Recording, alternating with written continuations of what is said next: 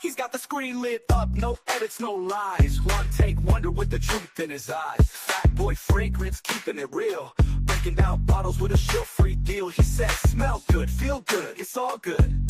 In the body or out in Hollywood. Got the thick Latina shouting his name. His reviews hit hard like a runaway train. Fat boy's flow, it's a vibe, it's a mood. If you feel good and smell good, then it's all good. One take truth, no need to rewind. Fat boy fragrance always speaking his mind. Fat boy's flow, it's a vibe, it's a mood. If you feel good and smell good, then it's all good. One take truth, no need to rewind. Fat boy fragrance always speaking his mind. Citrus and spice, he breaks it all down from designer to niche. He runs this town. No paid plugs, no fake reviews. Just raw passion you can't refuse. Spraying confidence like a mist in the air. Fat boy's reviews leave the doubters in despair. He says, be you, keep it fresh and bold. Smell like a king and your story is told. Thick Latinas with a wink and a smile. Ain't no fat boy style, his fuego is wild. He's the voice of the people on the YouTube scene. Fragrance. Simple. I mean, I wake up in the morning, I piss excellent. Do it, lady. Jeff. My name is Jeff.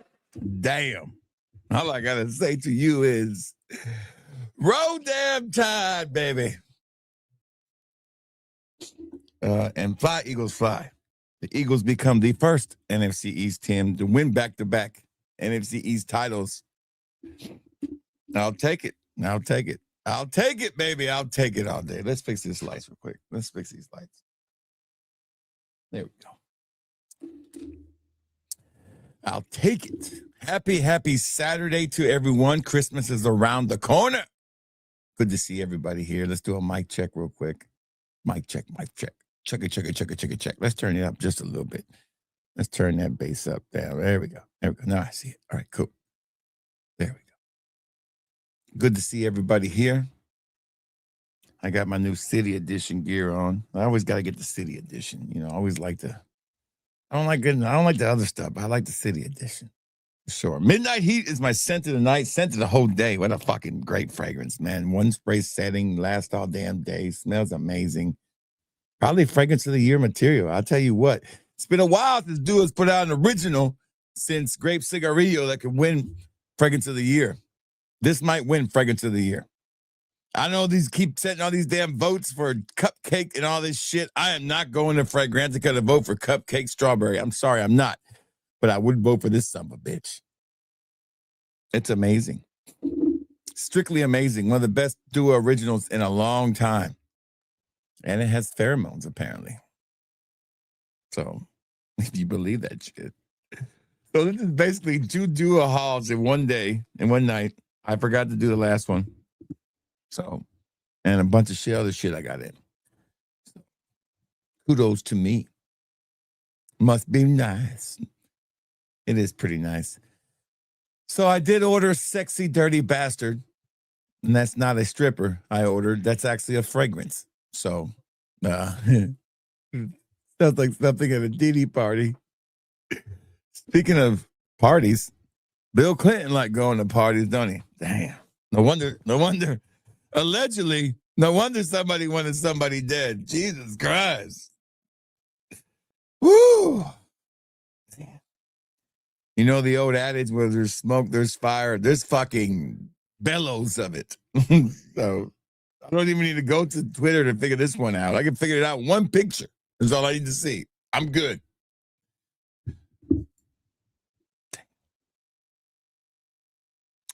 Shame. Shame, I tell you, shame.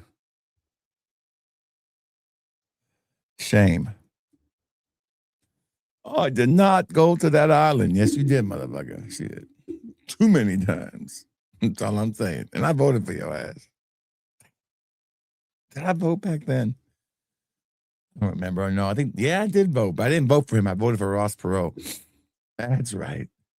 First time I ever voted for a president. That's how old I am. I'm old. Shit. Age is catching up to me. Yeah, definitely catching up to me. I feel the age. I feel like a half a century is around the corner. Son of a bitch. Let's try to be youthful and fun tonight. I might even do a cartwheel. Okay. No, I won't do a cartwheel, but maybe.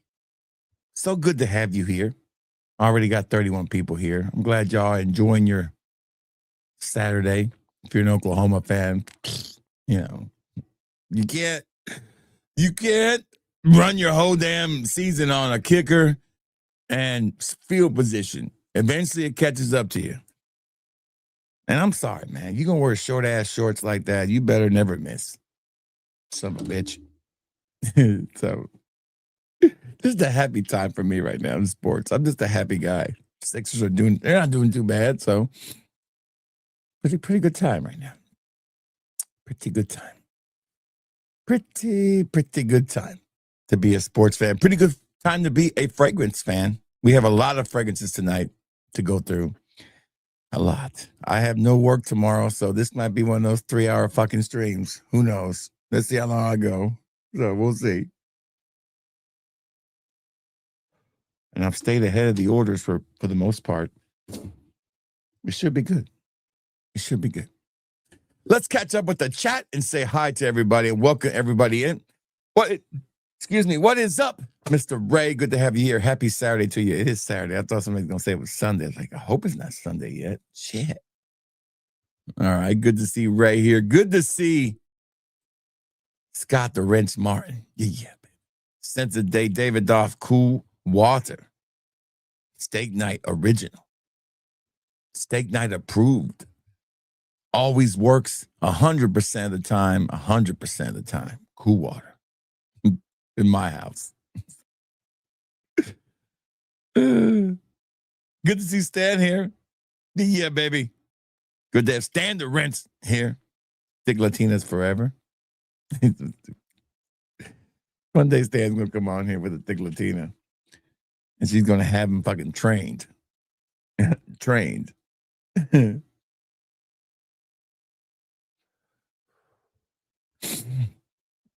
It's so cold in this room right now. My legs are shaking. I got this new heater and it's not doing the trick. It's fucking cold back here. And it's only like 50 degrees outside, but this room is cold. Good to see Azrael here. What's up, Az? Hope you're doing good. Good to have you here.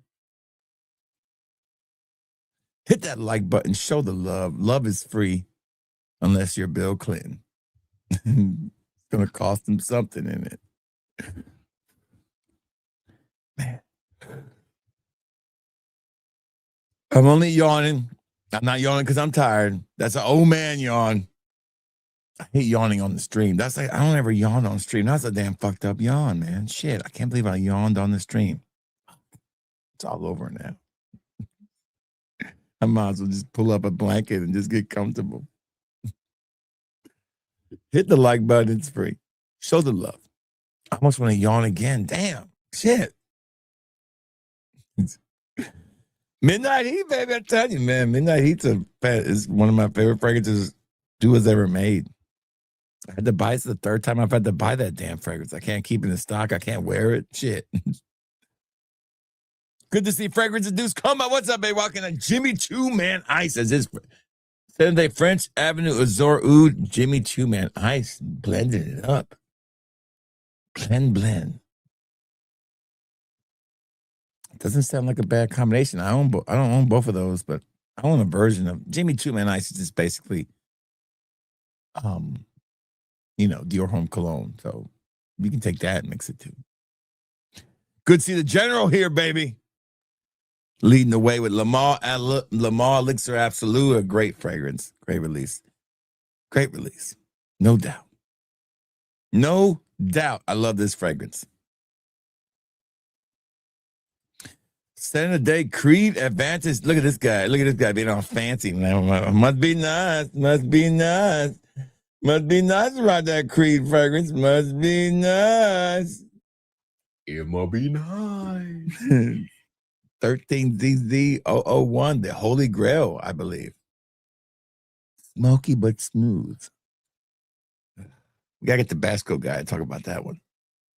Good to see Andy. How you doing, Andy? Great to have you here, Andy. Hope you're having a great day. We're just catching up with the chat. About to get started here on these shitload of fragrances. You want me to start, guys, tonight with the Middle Eastern ones, or you want me to start with the Duas? Because the Middle Eastern ones, we'll go through those pretty fast. The Duas are going to take a little while. Yeah, baby. Yeah. I don't know. Maybe it's in that. I don't know. Why am I seeing chats that are not in this chat here? I don't know. I can't see them. Do you really care? Are the Lakers any good, Chris? Are they any good? That's what I want to know. Bats codes are real, baby. They are real. If it doesn't have a bats code, it doesn't exist. It's according to the bats code guy. Aaron the Wrench Reno, baby. Best hair in Fracon is here.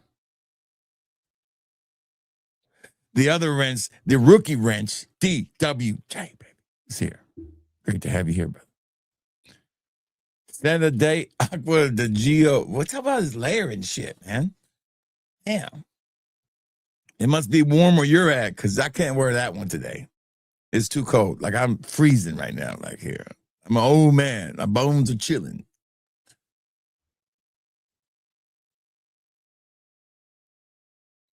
I know. I'm sorry. I can't watch regular season basketball. I don't know how you do it. I can't even watch it. Ugh. Blech. Yeah. You know. Cool water, babe.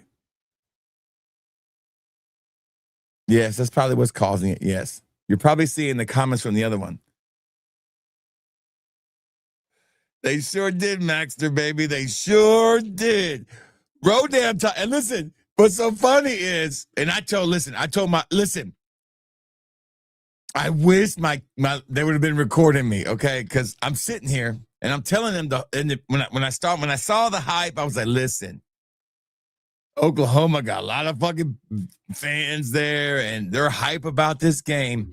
And they got Barry Switzer and Boz. I mean, there's a lot of pressure on these kids. If they if this game does not go their way, we're gonna see one of my favorite words they use in college football. It's called pucker it up.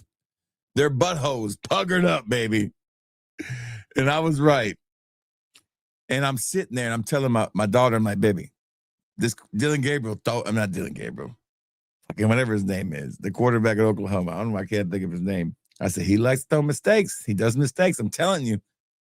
I said, look, they're fixing the act like they're going to blitz and they're going to pull out into zone and intercept that fucking ball. And sure enough, the next play, right after I said it, bam, bam, bam, pick six. I'm looking at my wife and my daughter. I said, I told you. I told you. I ran into the kitchen. Dogs are going crazy. I said, your daddy called it, baby. And I called my shot. I mean, I called that shot. I wish it would have been recorded. Oh, my God. I called it. I called the shot. I said, blitz. They're going to go on blitz. They're going to pull back in zone. They're going to take that fucking ball away. I didn't know they were going to pick six it, but they did. And that was it. Their butts were puckered up after that. And then they thought it'd be cool if they brought out many men. They brought out 57 many men. What they didn't realize was that was Alabama's hype song on Fridays. That was a mistake. Alabama was more hype about it than they were. Alabama was playing with house money, man. House money. Even at 17-0, it was house money. Oklahoma was the one playing all tight.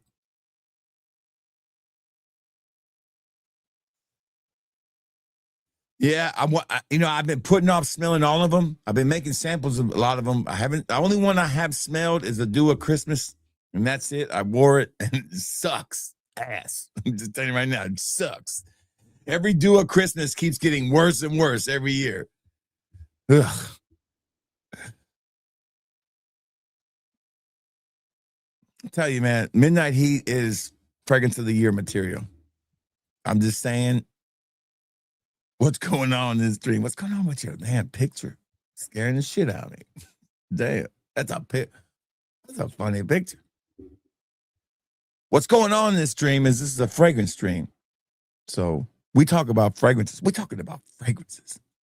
Not a game, not practice, but fragrances.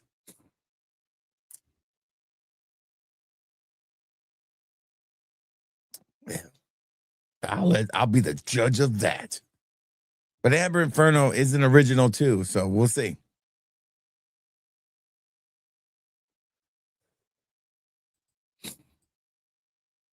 Pretty good, pretty good.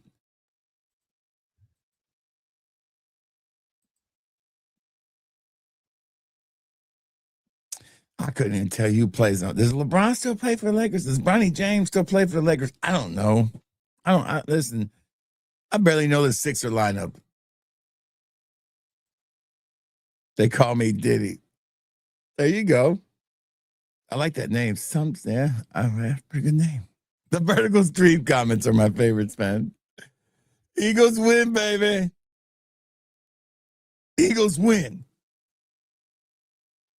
And and here's my thing. I was like, these fucking Eagles, you better not lose the fucking next 2 games and make me sweat this shit out and give these damn Cowboy fans hope. Fucking Michael Irvin in the Miami game, acting like a damn fool. Listen, I was one of the people cheering when he broke his back. I promise you, I can't stand the fucking Cowboys. I can't stand Michael Irvin. Kiss my ass. Broken back or not, I was cheering. Now, I did see a Miami player today get concussed, and it was great to watch. Not him getting concussed, of course. I don't wish harm on young men. That's stupid. But he wouldn't let nobody carry him off that fucking field. He ran off that field, and he was running sideways. That son of a bitch needed a V8. He was running. He was cocked sideways trying to get to that sideline, but he was not going to get taken off that field. And I love that, man. I love the competitive spirit. Cristobal is a tough-ass coach, and he coaches tough-ass players. I like that a lot. So, yeah, that was pretty cool to watch.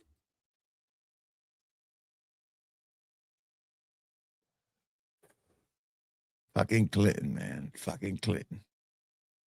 Eagles fans are great fans, but they're also fucking drive me crazy. That's why I don't belong to any Eagles chat group. I don't want to fucking hear the whining. I let the whole season play out before I start fucking trying to get rid of people. Don't get me wrong. I'm fans of the same way. And I am, like I've told you guys before, I am way more emotional when it comes to Alabama than I am to Philadelphia.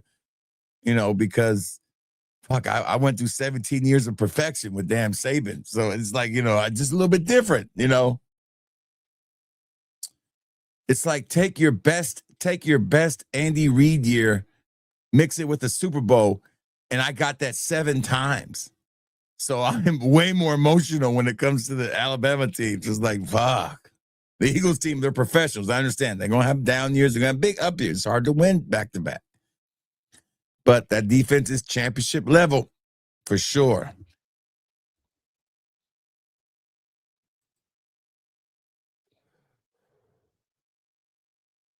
So it's fucking crazy, man. Those pictures are nuts, man.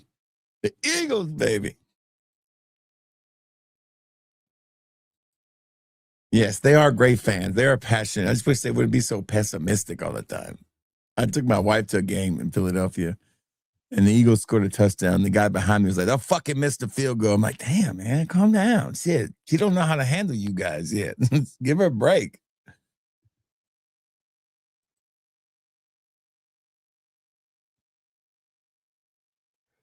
Great to have you here, Stacy.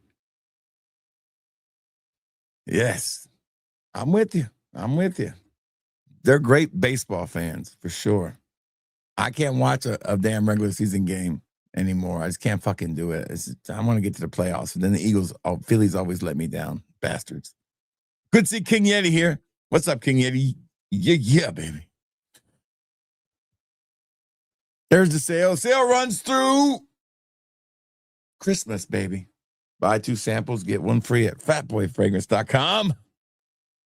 Fatboyfragrance.com, the best place to pick up fragrance samples at a great price, fast shipping, and where the customer's always right, even when they're wrong. Fatboyfragrance.com, LLC. I made that last part up. There you go. I'll give you a little bit of that. You want a little bit of that game over, baby. Game over, baby. Game over. Where's it at? Where the fuck did it go? I just lost it. Can't believe I lost it. There it is. That's it, man. Game over, man. It's game over. If we're going to do that one, we need to do this one too, right? I have come here to chew bubblegum and kick ass. And I'm all out of bubblegum. That goes out to all you Indiana fans. One more time. I have come here to chew bubblegum and kick ass. And I'm all out of bubblegum. I'm going to tell you Indiana fans something. I'm going to give you an analogy. Yeah, hold on. Where the fuck did it go? There it is. I'm going to give you an analogy. When you push up against a wall that's immovable for the whole season, like Alabama has done, they have played some wars against some really physical teams and some physical environments, 4 straight wins against top-ranked opponents, okay? And then you go up a team who hasn't done that. Don't give me that fucking Ohio State bullshit. Ohio State puckered up on that game. And that goes for Ohio State too, man. I think there's something to be said about playing that schedule and coming out of it the way they did. I'm just saying. Don't be surprised that this is a blowout. Now, man, beats the fucking brakes off Indiana. And you're like, oh shit, we overrated Indiana. The last time a Heisman Trophy winner. Now, when the last time? The last time Heisman Trophy winner went up against Alabama was who the fuck was that? That beat Alabama was, and it was on. Okay, he beat him with an illegal pick play. No, did Deshaun Watson win the Heisman Trophy? I can't remember. I don't remember. Kyler Murray lost. Gino Torella got fucking destroyed. I remember that one. Happy New Year to you, Stacy. And Merry Christmas to everybody. Yes, absolutely. I like what you're saying.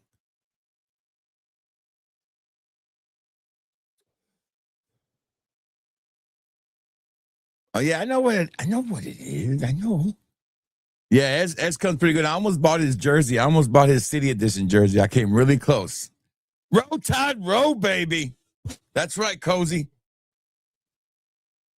Fucking Alabama. Don't make me pull down the damn. Can I get to it? Hold on. Can I reach without fucking something up? No, I can't get it. But I got my little shit right here. Don't make me pull that shit out. Roll Tide. That's right.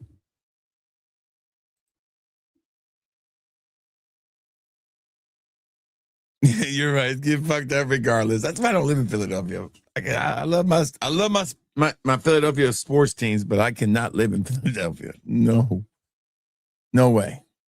I don't like slipping in piss and falling in shit. I mean, I have a rule about that kind of stuff. You know, it's just the way it is. I'm sorry. Yes, my go-tos are here, baby.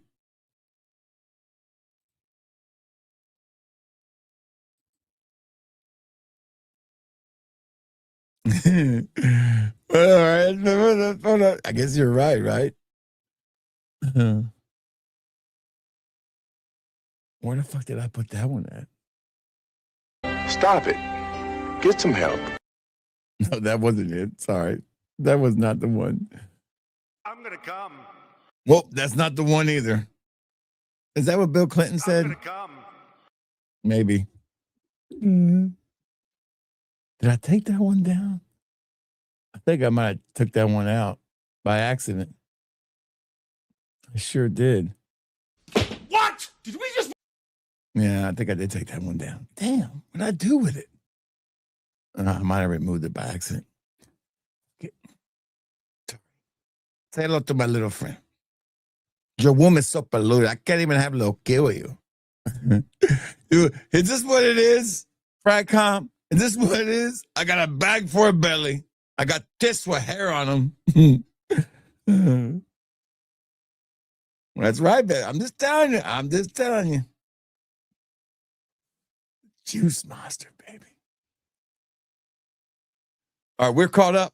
Set a date for King Eddie's Invictus Victory layer with, man, you guys are doing all kind of layering shit. I think you guys are just making this layering shit up now. You saw one guy layers. I better go layer some shit. You know what I'm going to layer? I'm going to layer Midnight Heat on top of Midnight Heat with a little bit of pheromones that come in there. You know, I tested the pheromones today. I was like, hey, man, I'm going to tell a girl, hey, you feel more attracted to me? I don't believe in the pheromone thing. So let's start with the Middle Eastern stuff. I bought these at FragFlex. I'm not a sponsor of FragFlex. I don't have any damn codes. I don't do affiliate codes, so don't fucking ask me. So that's not my, listen, I could have 100,000 subscribers. I am not doing fucking affiliate codes for some damn website. I have my principalities, and that's one of them. I opened this up because I had to do a sample of it. This is supposed to smell a lot like Summer Hammer from that fragrance house. I can't pronounce the name. And this one is called. Yeah, you got the nice weather, man. Yeah, I believe you. I believe you. I'm just giving it a hard time. He's a what? He's a beef and fragrance by fragrance. Oh, that's a good name. I like that. Top 10 by fragrances of all time. Instead of hybrids. I get a lot of clicks. How is that a combo? What's up, Jahoni? Good to see Jahoni here. I think I sent your package out the other day, too. This one is called Tropical Vibe from Rahyann. This house is blowing up in everybody's message board, so here's the bottle. How they do that? How they do the ASMR?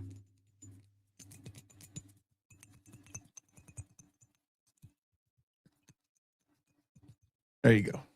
There you go. ASMR metallic cap. You ready? Son of a bitch. That motherfucker went to the nether. That motherfucker's lost. It's in the black hole now. We ain't finding it. So here we go. Let's smell it. Summer Hammer, supposedly. All right. What it smells like? Smells really good. Fresh, fruity, like a bowl of cereal. It's like some Fruit Loops mixed with some citrus. Really, really good. Like, wear me all fucking summer. Like, this is the hit. I mean, and Summer Hammer's like what, like $180 for a damn 50 ml, and this one's like $30 for a damn 100 ml. I mean, shit. Beautiful bottle, magnetic cap that fell all the way down there somewhere. Oh, 5 out of 5 first impression, and there's no cheapness to it. Smells really good. I would wear this in the winter too. I think it's sweet enough to be worn in the winter. I think you could pull this off in the winter. I think you'll definitely get compliments wearing this too. Summer Vibe from Rahyann. It's a 5 out of 5 for me. So yeah. Next one is one that will not receive a 5 out of 5.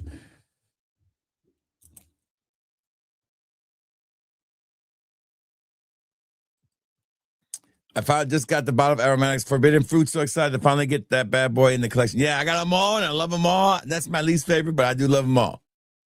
I would say the Aromatics easily has 2 fragrances that will be nominated for Fragrance of the Year or Best Original or Best Fragrance from a YouTuber. He's definitely got 2 in the running, and that is Zandal and not Carte Blanche, but the Blanc one. I can't think of the name of it. Woodiness. I don't get a lot of woodiness. It's fruity to me. Totally sounds by fragrance. I like it. It's a really nice fragrance. Okay, so next one up is not. There was the only other one left, so I got it too. It is called Rahyann. It's from Rahyann, or Rahyann, or however they say it. Rayhann, and it is nocturnal. This is supposed to be an inspiration of fucking one of the worst fragrances ever made, the most overused fragrances. It's at every fucking club. Every 35-year-old thinks it's the shit to wear still. Fucking every influencer told you it was the best thing to wear to get compliments. It's bullshit. Dior Sauvage, I think, is what it's supposed to smell like. Ugh. Dior, I can't wear it to bed. That's what I'm saying. Let's see. Oh, damn. They packed this shit in here so tight. I mean, not the fragrance, not me. So I don't want to get all Bill Clinton on you. I'm gonna give Bill Clinton a hard time tonight, baby. Not me. I'm gonna give him a hard time, but somebody damn did. It wasn't me. So I'm just saying. Pontine Blanc. It's the same thing. Here we go. Nocturnal. Another magnetic cap ASMR moment. Ready? You can do that all day. Amazing. Here we go. This is going to stink. Really bad. I think it got on my hand too. Ugh. Yeah, that's what it smells like. Fucking Savage. It's a 0 out of 5 for me. But you can sample that at fatboyfragrance.com, by the way.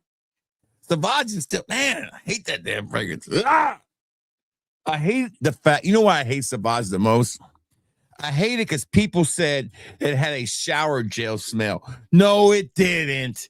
It didn't smell like a shower gel. It smelled like my 90-year-old grandpa. Sorry about that, guys, the feedback there. It smelled like my 90-year-old grandpa. And that's what my wife said it smelled like, and I believe her.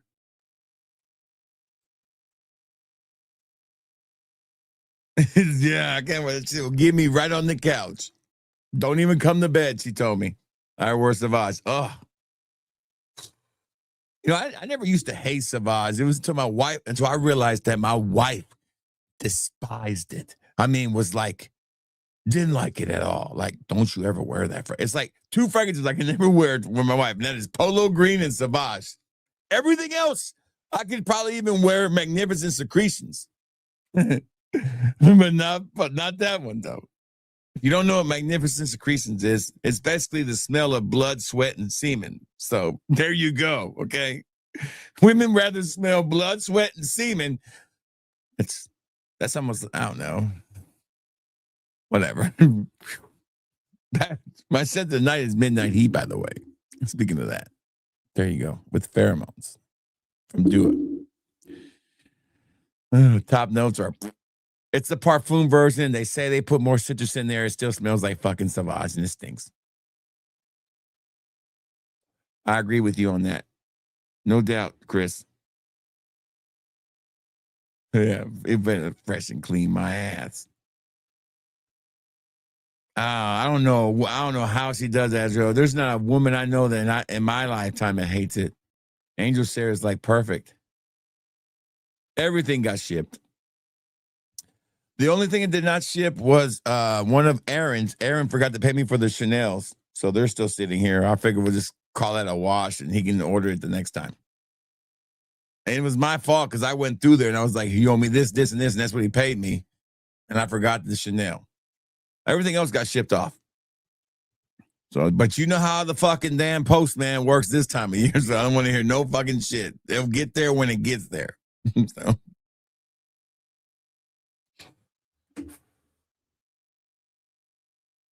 So, Nocturnal, a 0 out of 0. But this one is supposed to be kind of an inspiration of Xerjoff Lyra, and it is called Italia.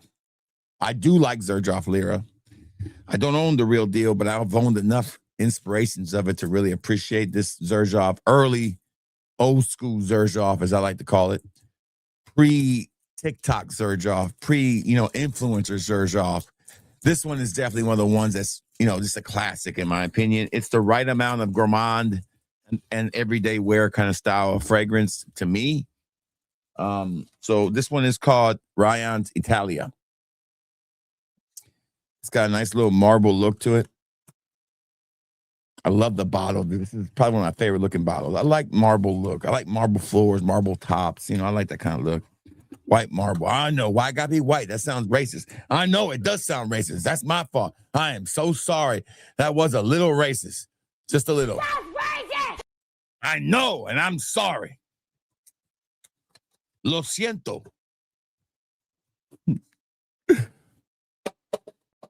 Here we go.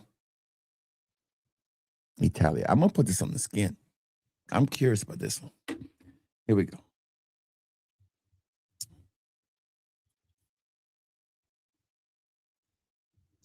See how good it is. It's pretty good. I don't know if it's Italia, though. I don't know what the fuck this is. That's what they told me it was. I don't know. Let me let it breathe for a second. Take a breath. It's got to breathe. I got a pain in my chest and I can't breathe. Yeah, that's really good. Oof, that's good. That's an everyday wear too. That's beautiful. That's like beautiful. That is my second favorite of the Rahyanns, behind, of course, the Aquatica, which is out of this world perfect. And the summer and that summer vibe is tropical vibe is really good too. No doubt. Oh, is it Naxos I'm supposed to be smelling? Okay, maybe it wasn't Lear, it was Naxos. Okay. Yeah, I smell honey and tobacco. Maybe it's right. Maybe that's why I didn't smell the damn caramel. Maybe it was Naxos. I'll tell you what, that's way better than that piece of shit that damn Paris Corner put out. Way better. Vox something. I don't know. Yeah, I smell Naxos. I got Naxos. That's pretty good. I don't think it's close to the real Naxos. Now, my Naxos is an older formulation. I think they reformulated Naxos, if I'm correct. I'm not 100% sure, but I have an old bottle of Naxos. When I'm talking old, I'm talking 5 years. Yeah, it smells really good. That's very, very nice. You smell the honey, smell the tobacco. That's what I smell. And there might not even be none of them notes in there, but that's what I smell. There's tobacco. Is there honey in here? Yeah, there's the honey. Told you. Your boy knows. Your boy knows what he's talking about. I have 2 bottles of Naxos, a half full one and a quarter full one. And I put the quarter one up back in the box with the meteorite. I don't know what Naxos it is. I don't know, but it's good. All right, so I bought one, just goofy one.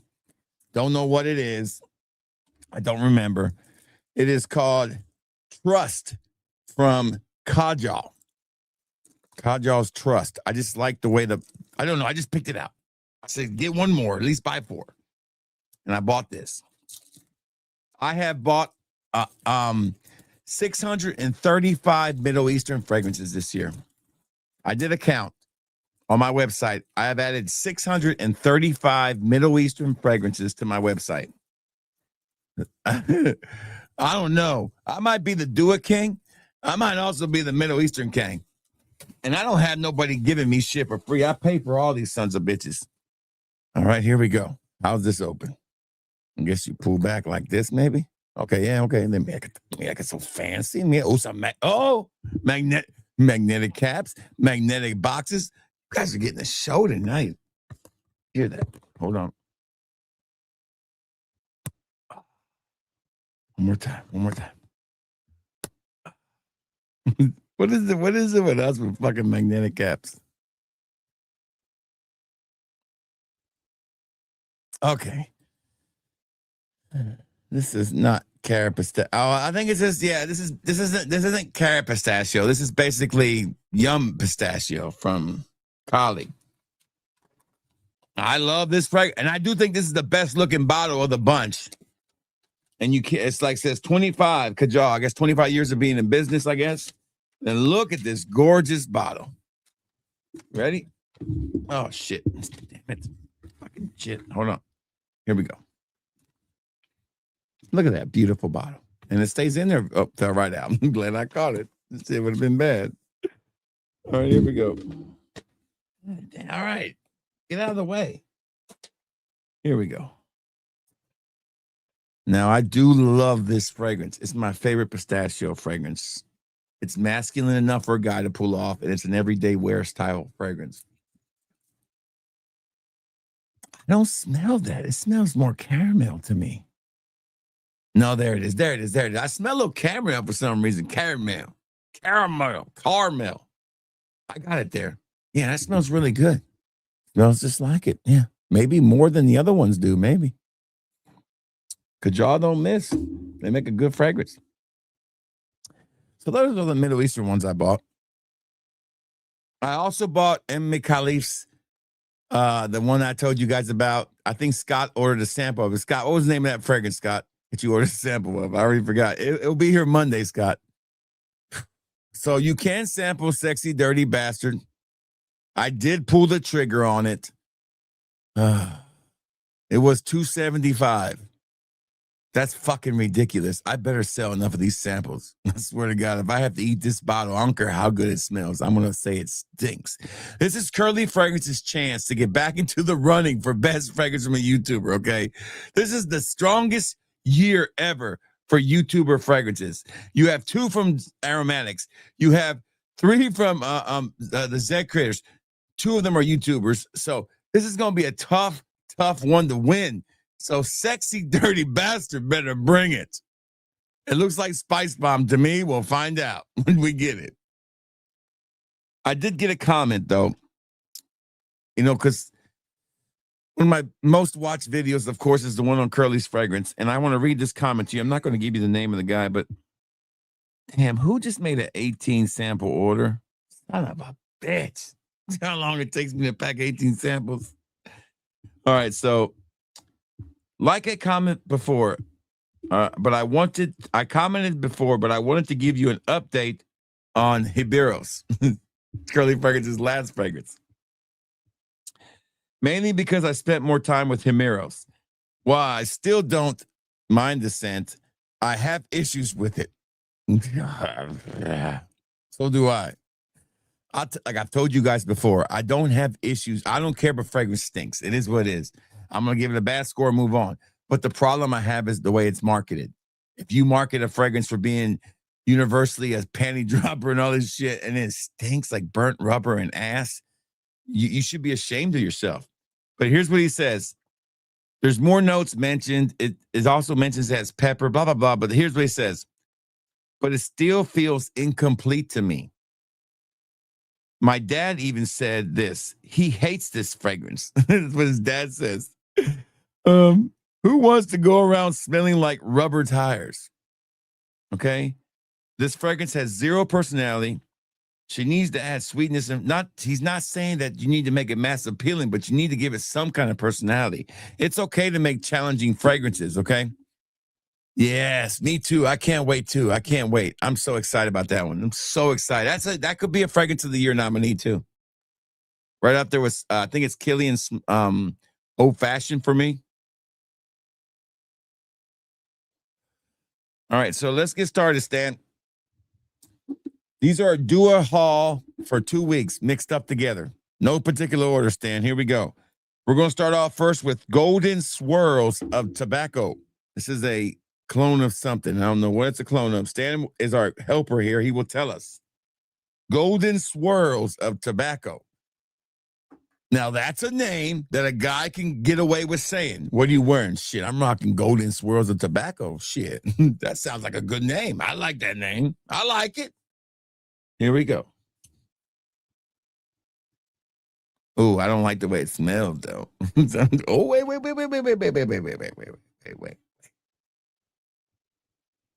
It smells.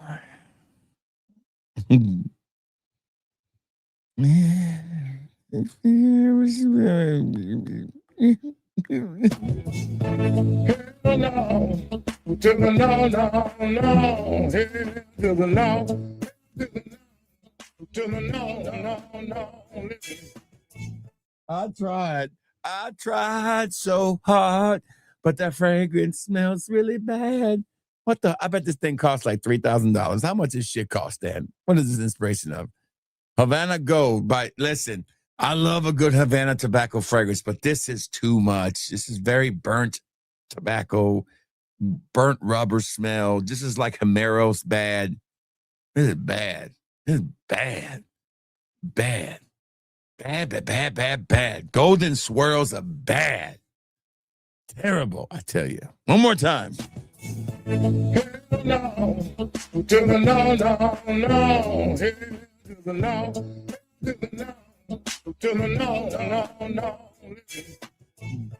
It's horrible. How do you spell horrible? Golden Swirls of Tobacco. Yeah. Okay. All right. Let's see if we can make it smell better in here. Let's try. This is another kick-ass name. I like this. This name is really badass. I don't know why. Shadowborn Rose Absolute. That's a fucking name you can say, right? What are you wearing? Shadowborn Rose Absolute. You sound like a damn Street Fighter.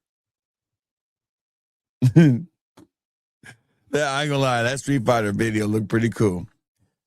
So I know it's like the Street Fighter little teaser trailer looked really good. I was like, okay. I'm in. Okay. I like it. Speaking of fighting, What the fuck was that fight? Was it last night? I didn't watch it because I'm not gonna pay for that shit. Don't get back my money on that bullshit. What the? Was it a pay fight or was it on some? I don't know. I didn't watch it. I forgot all about the fight. And then when I saw the highlights, like, that's a big motherfucker. How the hell did he put himself in that position? For the money, of course. You know, people always used to say, why would you fight Tyson? Because hell, if you fight him, you get 2 million. Shit, you can knock me around for fucking 2 million any day. Knock me the fuck out. Shit. But that son of a bitch was huge. I was like, damn. So he lost the reach. He definitely can't block a punch from this son of a bitch. And this guy looks in way better shape. He's in trouble. So just looking at it, and I would have been like, just because I'm a boxing aficionado. I'm old school. I love boxing. This is just a clown show. But if I just walked into the ring and I looked up at the ring and I saw those two guys, I'd be like, oh, hell, this is about to be an ass whooping, you know, when it was. Yeah, but I still went and saw it in the theater. That's how fucking old I am. So this one is a clone of what? Absolute Rose from the Dark. Now, Lacombe makes good fragrances. They do make good fragrances, but that's expensive as hell for them. Damn. This a ladies' fragrance? It's feminine. Okay, it's a lady. This is too masculine of a name from ladies. Ladies, you can't say this name unless you got a deep voice. Here we go. Let's see if it's approved for the wifey or not. I mean, it's very rosy. I mean, super rosy, a little Hual-ish. It's got a little bit of lot lizard in it. It's nice. It's okay, but you have to be really into rose. I mean, like, you got to want to smell like grandma and a whore all at once. I'll give it a 3 out of 5 because it's really not that bad. It's well put together. It's nice. It's just not going to be my wife's cup of tea. Not even close. I wouldn't like my wife to wear this.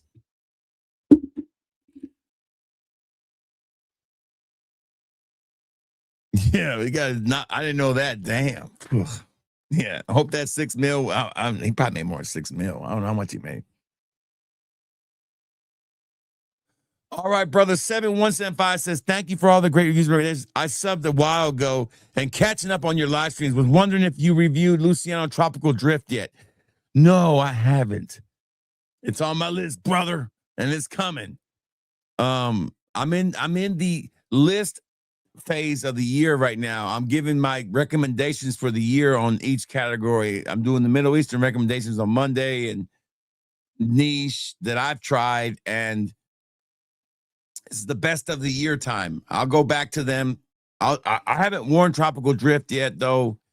It's hard for me to compare some of these fragrances because I don't own the real deal. But I have tried it before. I did have a sample of it. I had a good size sample, like a 20 ml of it. And I remember what it smells like, kind of like, but it's one of those things I haven't gotten around to yet.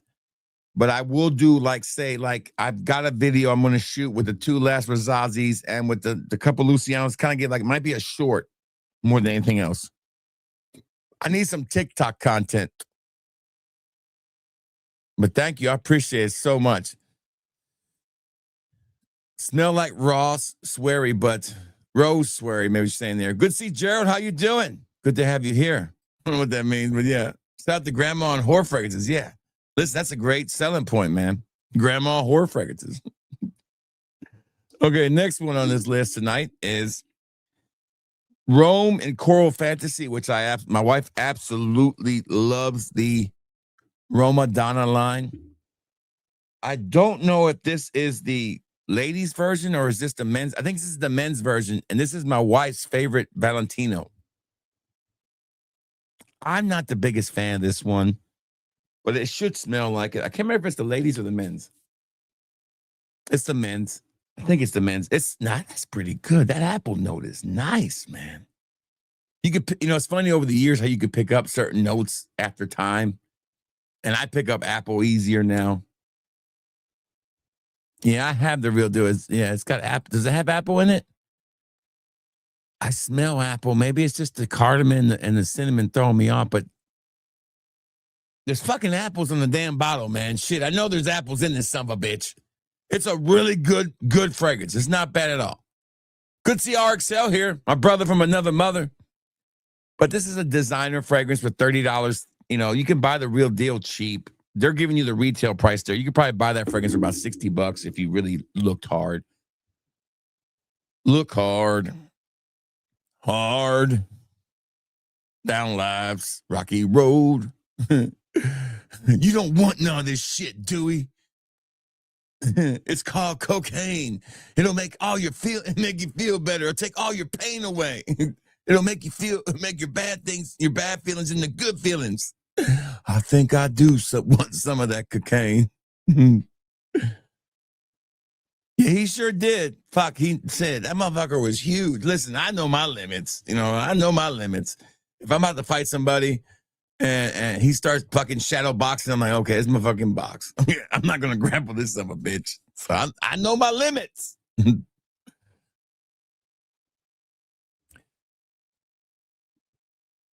He was disgraced when he fought Tyson. He thought he was a badass when he fought Tyson. Like, get a life, dude. Tyson didn't even try.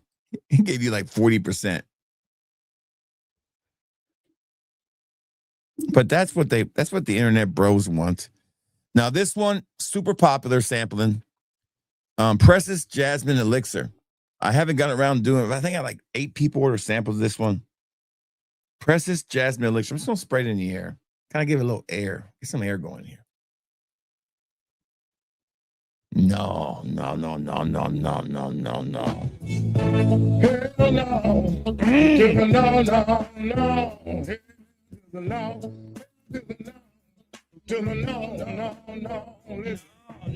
No. That smells like mothballs and ass.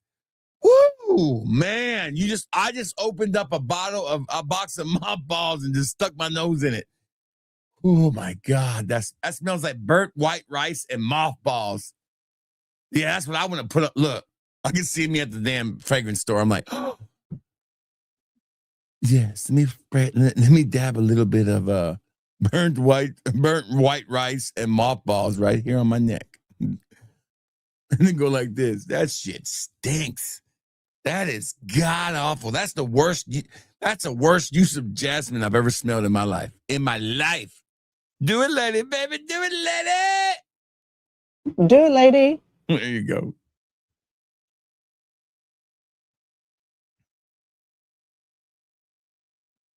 Thank you. Thank you so much. I appreciate it so much. I appreciate when you guys appreciate what I do.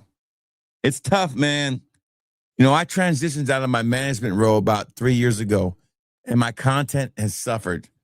What I didn't realize when I stepped down as a manager was I have left responsibility. I'll have more time for the channel. Shit, I have less time. They work my ass to death now.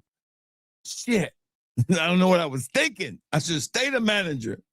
I worked my ass to get that role. Then I was like, you know what? I'm going to focus on this. You know, I can't do both of these. I got to focus on this or I got to focus on this. And now I'm having to focus even harder on my job than I was before. I was like, damn, it was easier being a manager. Shit. Fuck. What was I thinking?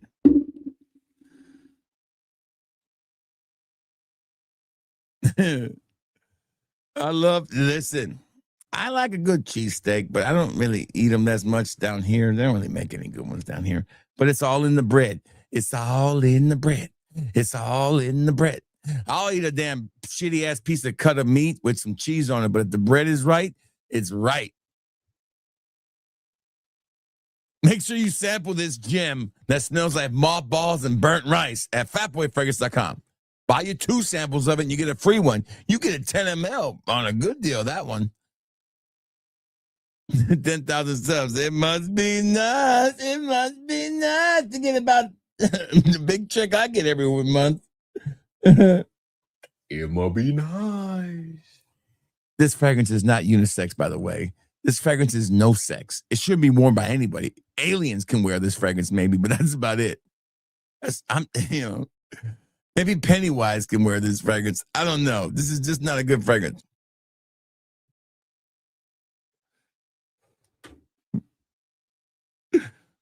Good to see GB. What's up, GB? Good to have you here. What's up, baby? All right, to the next one here. Let's see what we got. I thought this said the R word for a second. I was like, what is R word veil of what is the R word veil of skin? I was like, damn, dude's gonna get in trouble for this one. Shit. Liberated veil of skin. Liberated veil of skin. That's for the people who are not circumcised. Shout outs. There you go. That's the best I got. There you go.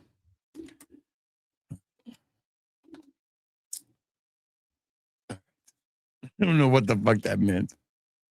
I don't know where that one was going. All right, here we go. Ooh, this is very liberating. It's so funny when you smell a really shitty fragrance and you come to one that's actually decent. You're like, ooh, it's amazing. Best thing I ever smelled. Of course, I just got through smelling shit. This smells amazing. You know what? We don't need to use coffee beans anymore. Just get a bag of shit and sit on the table. And I guarantee you the next thing you're going to smell is going to smell amazing. Oh, this is really good, though. What is this, Stan?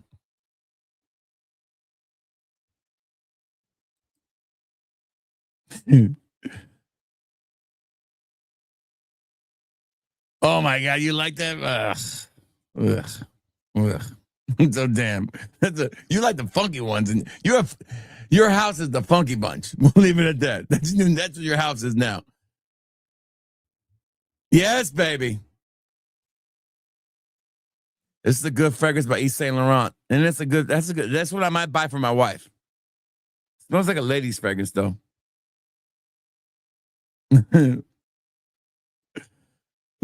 Green mandarin, check. Yeah, these are all great notes. This is a great fragrance for a lady. This is for a lady who likes a more citrus fragrance, but with a creamy kind of finish. Really nice. This is a solid, classy fragrance. I'll give this a 4 out of 5. No doubt. Real nice. And that is called Liberated Veil of Skin. Okay.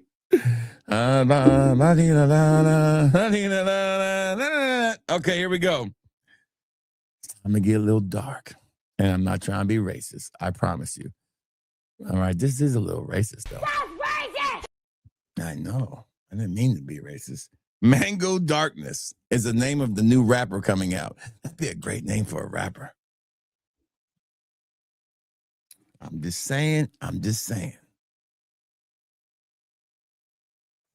I actually, when I was younger, we did a demo tape. And I had a rap name. And let's see if you guys can guess my rap name. I'll give somebody a $5 gift. I'll do a $10 gift card to the store if you can guess what my rap name was. We made one album. We cut 4 songs. And back then, when you bought these singles, they always came with an instrumental version. So we used the instrumental versions of all these 4 singles we had. And we did 4 songs, and it was called 420 The Chronicles was the name of the album. I know, we smoked a lot of weed back then. I did my best work. Put a little, Primo's was a little Primo, go a long way back then. I'd be spitting hot fire. So we did 4 songs. We had a little mixer. My friend had a little echo thing on there. We mixed it in a little bit. We had an intro and an outro. We had 4 songs on there. We made like 6 demos of it, 6 tapes, and the friends passed around, 420 The Chronicles. I used to go to this rap battle thing every Sunday night in this record shop, and I made it all the way to the last 2 guys. And let's just say I lost to a white guy. And I'm half white, so I was kind of embarrassed. Let's see if you can guess the name. Heavy D, the name was already taken. Gato's a good one, but that's not it either. So Black Mango is a inspiration of Born to Stand Out Black Mango, which is Born to Stand Out is those white bottle fragrances. They're really, really good. This was very, very popular. I do love mango. This is going to be probably an oud, kind of dark, kind of resinous mango. Let's find out. Leather, if you like leather puke okay, it's a little pukey because the mango's a little too much on Dua's version. This probably needs to air for a second. This probably dries down to a leather mango fragrance. I'm gonna give this a 2 out of 5. I'm not a big fan of this. I think leather works a lot with a lot of things, but leather and oud and mango do not work good together. That's just me. I bet it smells better. It's getting better, but I'm getting this kind of like urine smell, cat pee again. You know, somebody said in a comment that I don't know what cat pee smells like. Motherfucker, I got 3 cats. I know I had 2 cats. One left, never came home. I miss him too. I miss little Ronnie. Oh, he left. The night he left before I left for Australia, and he never came back. I told that son bitch, I said, don't go outside. You're not built for the outside. Motherfucker didn't listen. He want to go explore the damn world. At least my dog's come. Okay, it's getting better. Hold on. Oh, the mango's nice. It's just that in the opening, that leather and that oud was kind of just not blending well. Now the mango's kind of covering it up. I give it a 3.5 out of 5. I'll say that. It's not as bad as I thought it was. It's you're gonna like this if you like mango and you can get past the beginning a little bit. It's not bad. I think not bad. There you go. That is Mango Darkness. There's the notes. Yeah. That's, so they use Mango Lassie, which is has done an original fragrance called Mango Lassie, which I actually love. Go Bears, baby. What's up with the fucking Bears? The Bears are this year's fucking Washington Redskins. They'll fuck it up. You watch. So I'm not worried about them. I'm not worried about nobody but the damn LA Rams. That's it. It's hard to beat a team twice. I'm just saying it's hard. We're going to have to beat them some bitches this time in LA.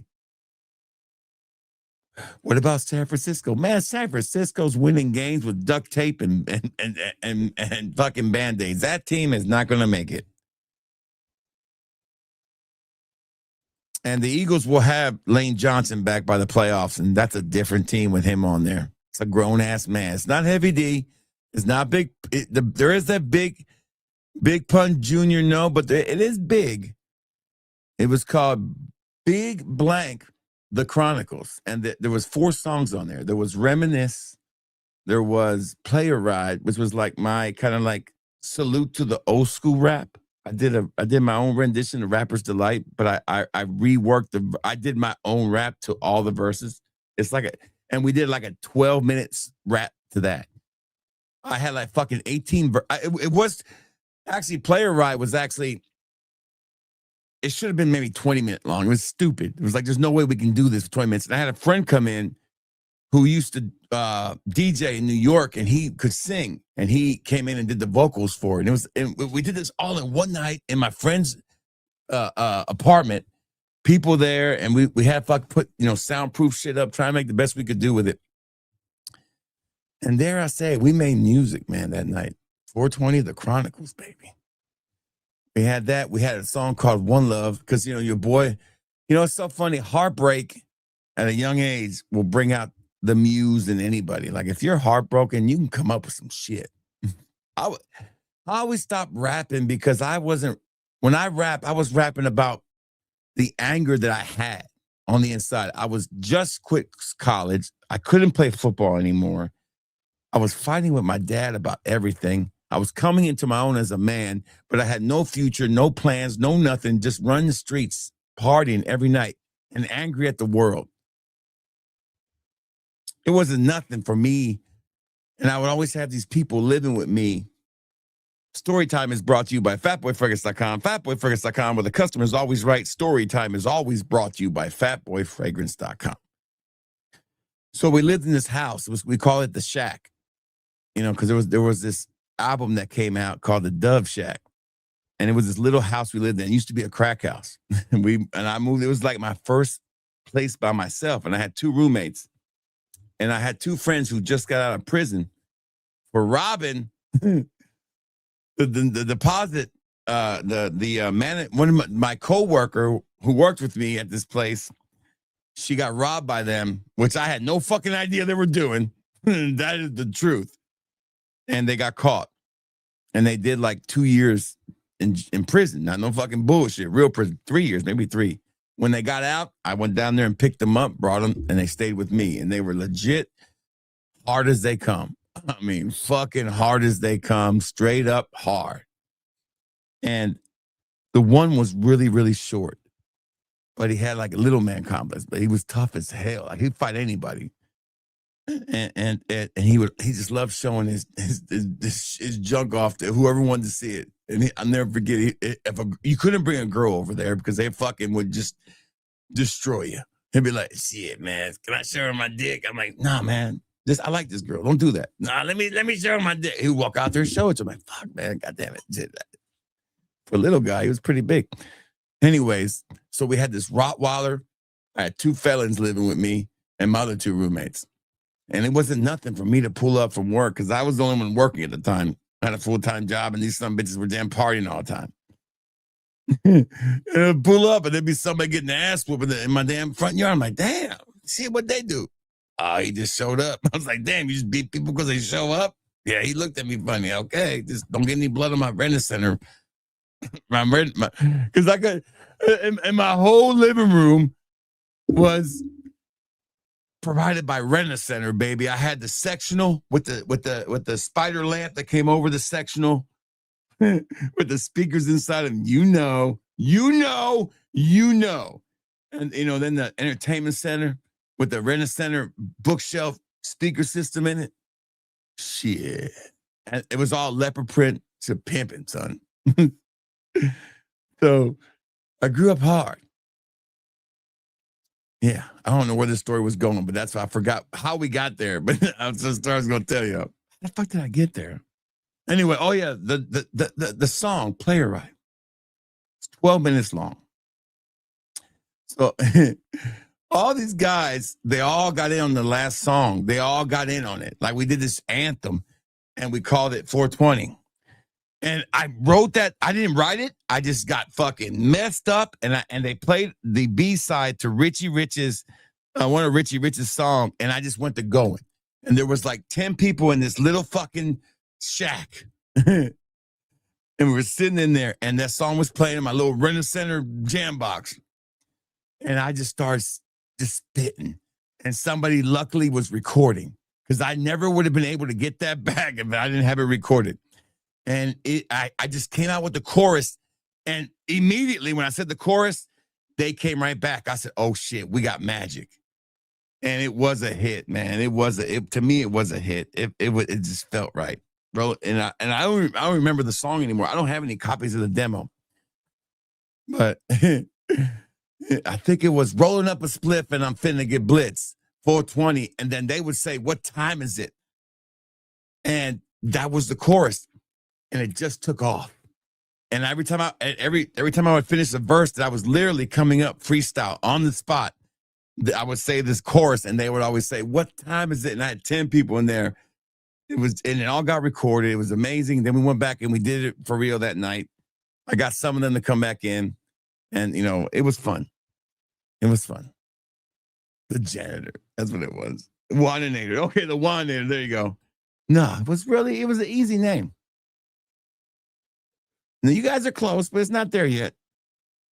R.I.P. Ronnie, I know. Poor little guy. I got like a Google Photos memory of the thing that he was on one of my sons. Like, damn, that cat, the Puerto Rican Poppy. No. All right, so you guys can't figure it out. There you go. Stan got a $10 gift card right there. It was called Big J, The Chronicles, baby. The Chronicles. That's what it was called. And it was fun to do. And I only did one other thing my whole career when I was doing that, because I really wanted to get into doing that. I really wanted to be more of a club promoter than anything else. But I did this rendition of The Gambler, Kenny Rogers, with another guy who was in a real rap group. And he lived in Atlanta, but it never came up. We did the recording. To me, it sounded amazing, but it never really went anywhere. So that was the length and extent of my musical career. I can't sing. I can't play an instrument. I can DJ. I can mix a good song. I know how to create beats, but I never ever had any like voice talent. And back then you didn't have no auto-tune. You pretty much had to use your voice. And people say I have a pretty good voice, Lady said my voice was sexy. I'm just saying. It's the same thing.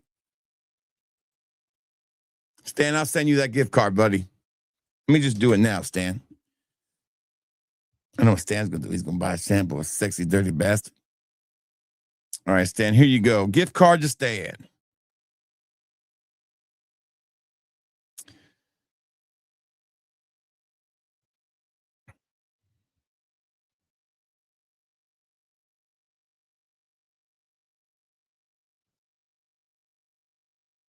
Stan, there you are. Got it. And you should have it sent to you, Stan. There you go. Congratulations. You won. Big J, the Chronicles, baby. Yeah, it's a great movie. Yeah, I think I'm doing pretty good for a 13-year-old. Do I like pizza? I like pizza. I like real thin crust. I'm not a big fan of a lot of stuff on there. I'm pretty simple. Pepperoni, cheese, and onion. That's about it. Tripod. Yeah. Yeah, you want to see my dick? And he would say, I got a pretty dick. You want to see my dick? I'm like, damn, man. Fuck. You gonna run off all the girls. Do you like snow? I don't like snow. Like snow. I mean, I like this. I like if it's gonna snow and it keeps me out of work and I'm off and I have to work that day. Fantastic. I like a little bit of everything. I'm eclectic. Most people my age grew up with a little bit of everything. I'll tell you this: on the way home, I listen to Queen, I listen to the Eagles, I listen to 50 Cent, I listen to Dre, I listen to the White Stripes, all on one playlist on the way home today, trying to get ready for the stream.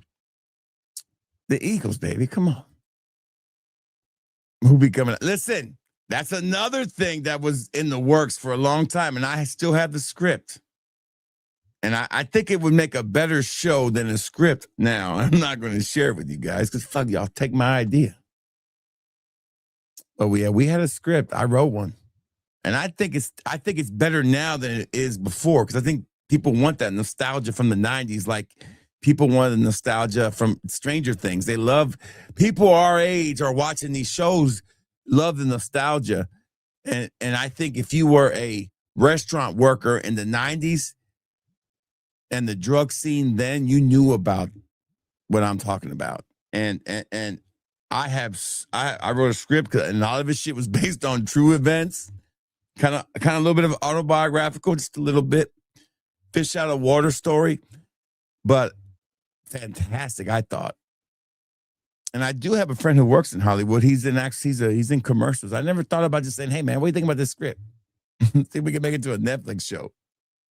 I like it better on HBO, though. Well, Netflix, HBO, it's all the same now. Yeah, these are my Pit Viper Renos. These ain't like no go to the gas station and buy some. These some bitches cost me about, well, what are the Renos? Like $100 maybe? I was going to wear my, oh, that's what I was looking for these motherfuckers. There they are, my other Renos. Here they are. These are the same ones, just a little bit, white ones are good, but I like these a little bit better. And the reason I wear the glasses is because of where my camera's placed. I don't want to feel like I'm not looking at the camera. That's the reason why I wear them most of the time. There we go. There's the other ones. I like these a little bit better. Yes, congrats to Stan.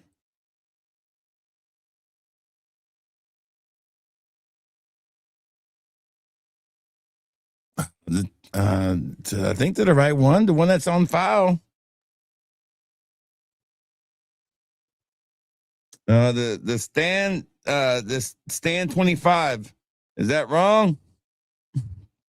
If it is, I'll deactivate that one and send another one. Stan, send me a text the right email. Tell you what, Stan, I'll send you a text of the code, okay? And just go ahead now and go into the store and use it now. Get it over with. And Stan, I know you sent me some pictures earlier, Stan, and I forgot to look at them. I'm sorry. What the hell am I looking at, Stan? Okay, damn, Stan. What the fuck am I looking at here? Stan, what kind of fucking pictures am I looking at here? What the fuck is this shit, Stan? Is that Matt Lusk? What the fuck am I looking at, Stan? What the fuck is that shit? Here you go, Stan. I sent you the code.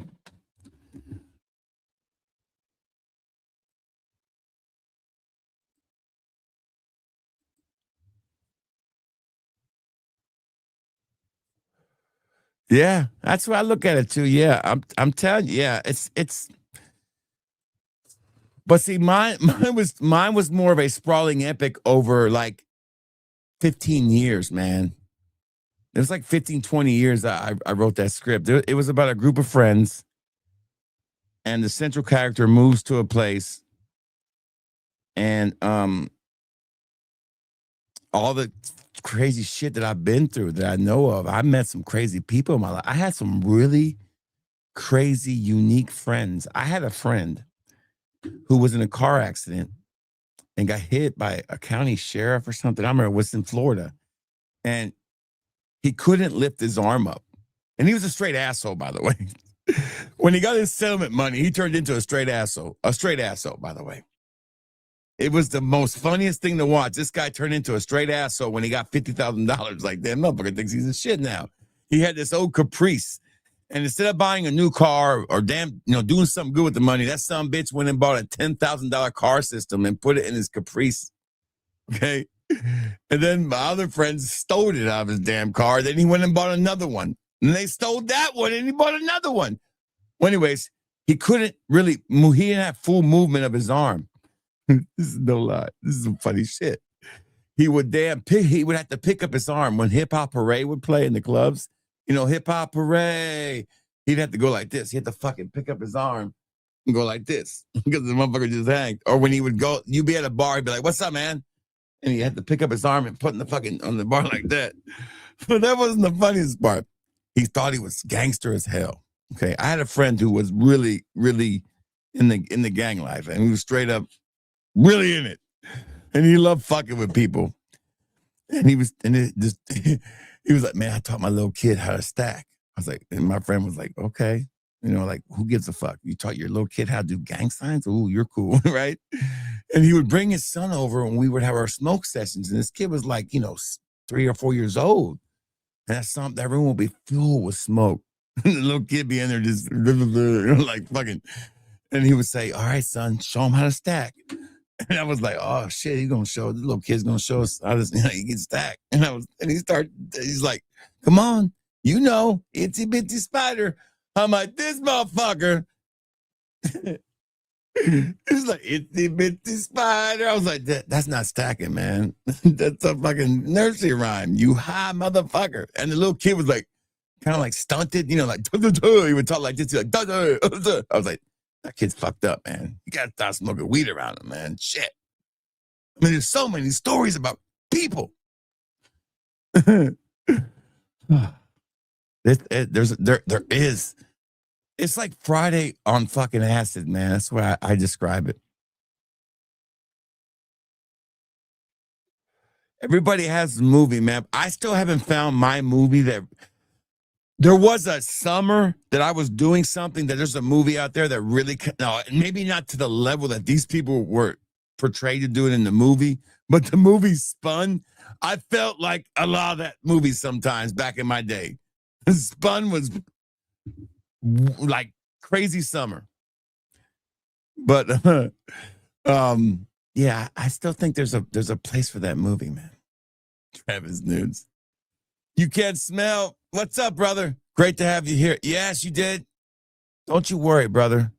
And I'm sorry, Corey. I sent you my prayers and we prayed for you last night in our prayer group, man. I'm so sorry, dude.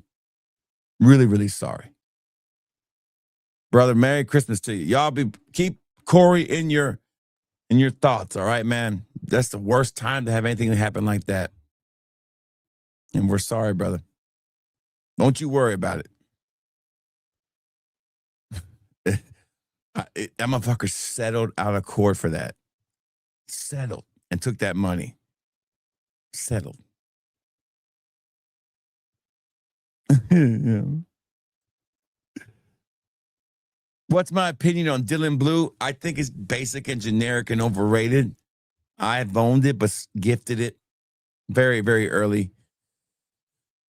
But to be a blue fragrance, I mean, I guess in my younger days, I wasn't really into it, but I can appreciate people liking it. And I can see it's okay. It's not one of my favorite Versace's, not even close. I think there's better blue fragrances out there. I still say go blue to Chanel. Go Mont Blanc Legend Blue is way better. Like Mont Blanc Legend Blue might be the best blue fragrance out there, in my opinion, designer wise. Good to have you here, damn listener. Great questions. If you have questions, feel free to answer. I'm a connoisseur of fragrances. I own over, almost now 9,000 fragrances. So I do know a lot about fragrances. I'm a decant seller.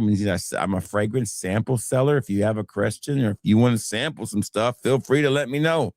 Matter of fact, if you are a first-time purchaser on my website and I don't recognize you, I might even throw you a bone and give you a little gift card to get started. I can't remember which first one I bought. I think it was Cool Water. Fantastic fragrance. Super underrated. Love it. One of the best Cool Waters. If you haven't tried Cool Elixir, try that one too. Phenomenal. I would say original for me, Cool Elixir. Then the one that has the swimming pool look. I can't think of the name of it, guys. The little dip in it. I own it. It's right over there somewhere. That's my third favorite. And then, of course, Intense is in the top. Oh, and also Grapefruit and Sage Cool Water. Those are my top 5. I don't know, Stan. I don't know about that. Yes, it's coming, Jahoni. I don't have Marwa, but I do have Hectic. It's coming. It's coming. I'm working on it. I got to do a bougie versus budget for that. And I think that Tease Me is basically imagination. I might even do that as a bougie versus budget too. DK Men from Night. Yeah, it's a great fragrance, man. Can't beat it. 90s is a great fragrance. I had a friend one time, went into every single store in the mall and sprayed every single fragrance on himself. I mean, everyone that was on display. It was fucking amazing. That motherfucker was crazy too. Absolutely. If you want an original and they still have it, I would say try, you know what? I'm going to do you one solid. I'm going to look it up. I would say if you're looking for an original, I would try Executive Order. Phenomenal fragrance. I would also say that God of Zion is amazing, and you have to try God of Zion. It's probably one of the best hybrids made. And then if you want to go original, I love their version of La Nuit de l'Homme 2008 formulation. I think it's called, I can't remember the name of it. Guys have to help me out on that one. First time about it. If I've never seen you here before, though, we'll do another gift card giveaway. All right. Not done. Let's do another fragrance, though, while we're talking. We got about 30. We had 30. We'll go 20. Please go up and down. Next, here you go. Amber Inferno. Duo Original. Is it better than Midnight Heat? We're going to find out because I'm going to put it right on my skin. Because when you put your skin on the line, baby. Here we go. Amber Inferno. Duo Original. I'm a big fan of the originals. It's really nice. I don't smell a lot of amber. I smell bergamot for some reason. Cardamom too. But I smell the amber. But I smell cardamom and bergamot. It's not better than Midnight Heat. It smells really, really good, but it is not better than Midnight Heat. Midnight Heat is Tiger with amber. That's just fucking God tier level combination. I could not buy has Tiger become available? I haven't looked at it this week. Still waiting on 100 ml of Tiger extract to come available. Let's see. Tiger extract. Tiger. Let's see if it's come available again, bigger sizes. No, Harrod still only Harrod has it right now, and they only have the 60 ml, and I'm not paying that price unless it's my last resort. It's not last resort. Literally, if I bought a 60 ml of Tiger, I would only sell 30 mLs of it, and I would sell them in 3 ml samples at $50 a piece. So that's all expensive.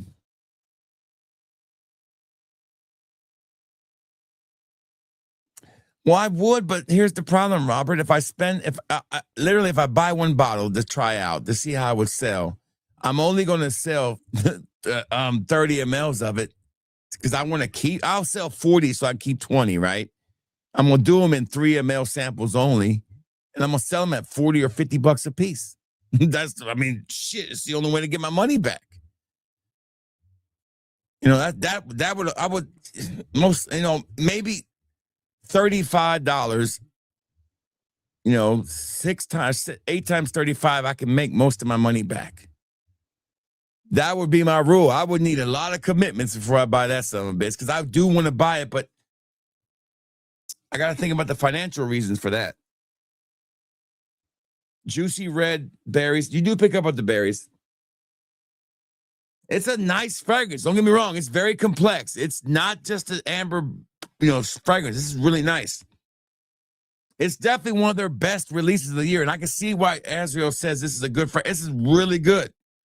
Is it better than Midnight Heat? No, but it's really, really good. Is it? Midnight Heat wowed me the minute I smelled it. I'm not wowed. Maybe I'll get wowed after a while.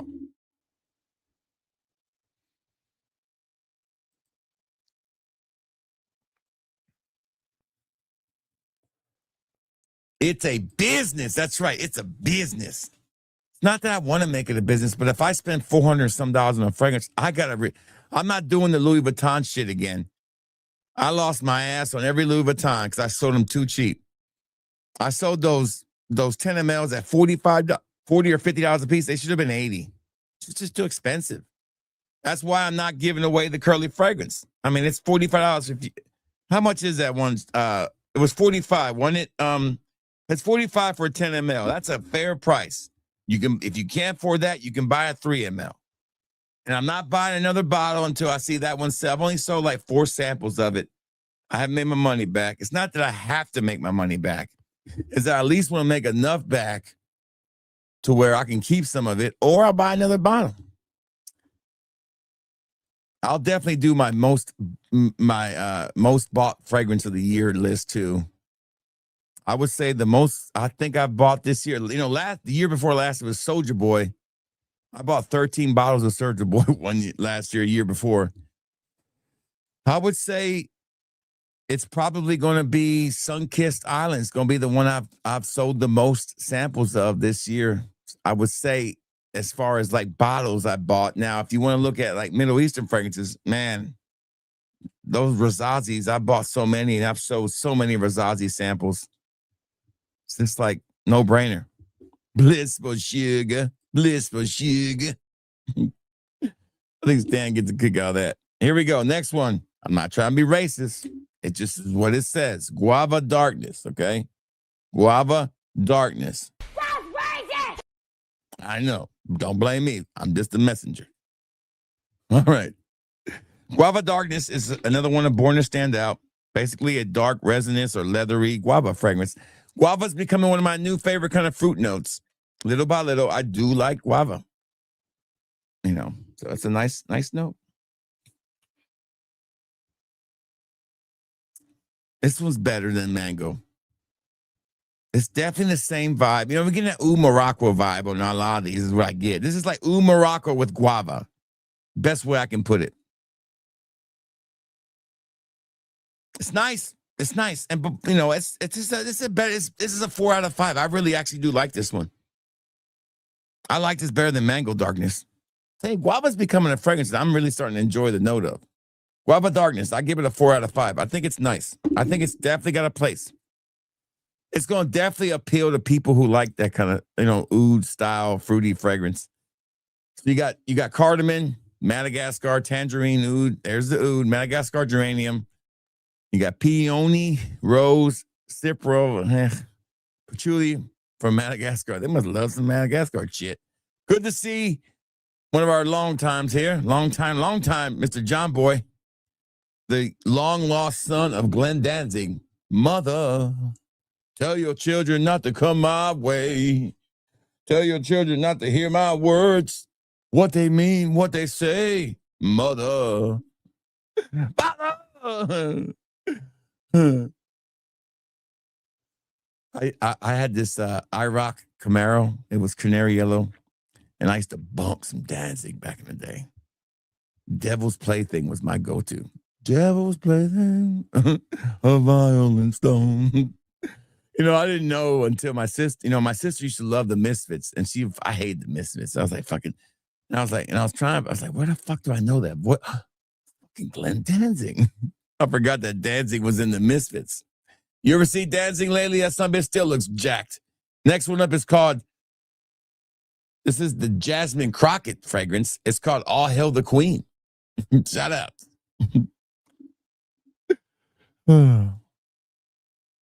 So the proceeds of this, all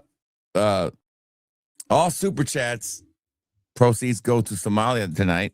So don't forget that. Don't forget that. Shout out to my Minnesota folks. I didn't forget y'all. I lost the cap. Where'd it go? Damn it. Let me grab another cap here. I'm going to take it off this one. No, that's the wrong. Damn, man. I need the same cap. Okay. Is this the same cap? Yeah. There we go. So I bought a restock of a couple things too. I forgot to tell you guys. I did buy Midnight Heat restock. I did get A-Champs something. That's the one that's a clone of Midnight in Paris. I did also pick up a restock of one of my favorite duos, AI Citric Summer. Amazing. I got Marshmallow Dream has been restocked. Heavenly Loaf, finally I restocked it. I don't know why. Fucking hate that fragrance. But here we go. All hail the queen. All right. It's not bad. Definitely a lady's fragrance. It's very familiar. Why does it smell like almost like it's got a little coconut in there or some lime or something? This is God Save the Queen by Sense of Scent. $310. Mandarin, Orris, clary sage, basil, gaiac wood, and broxton and musk. This is unisex. Okay, I rock this shit in a heartbeat.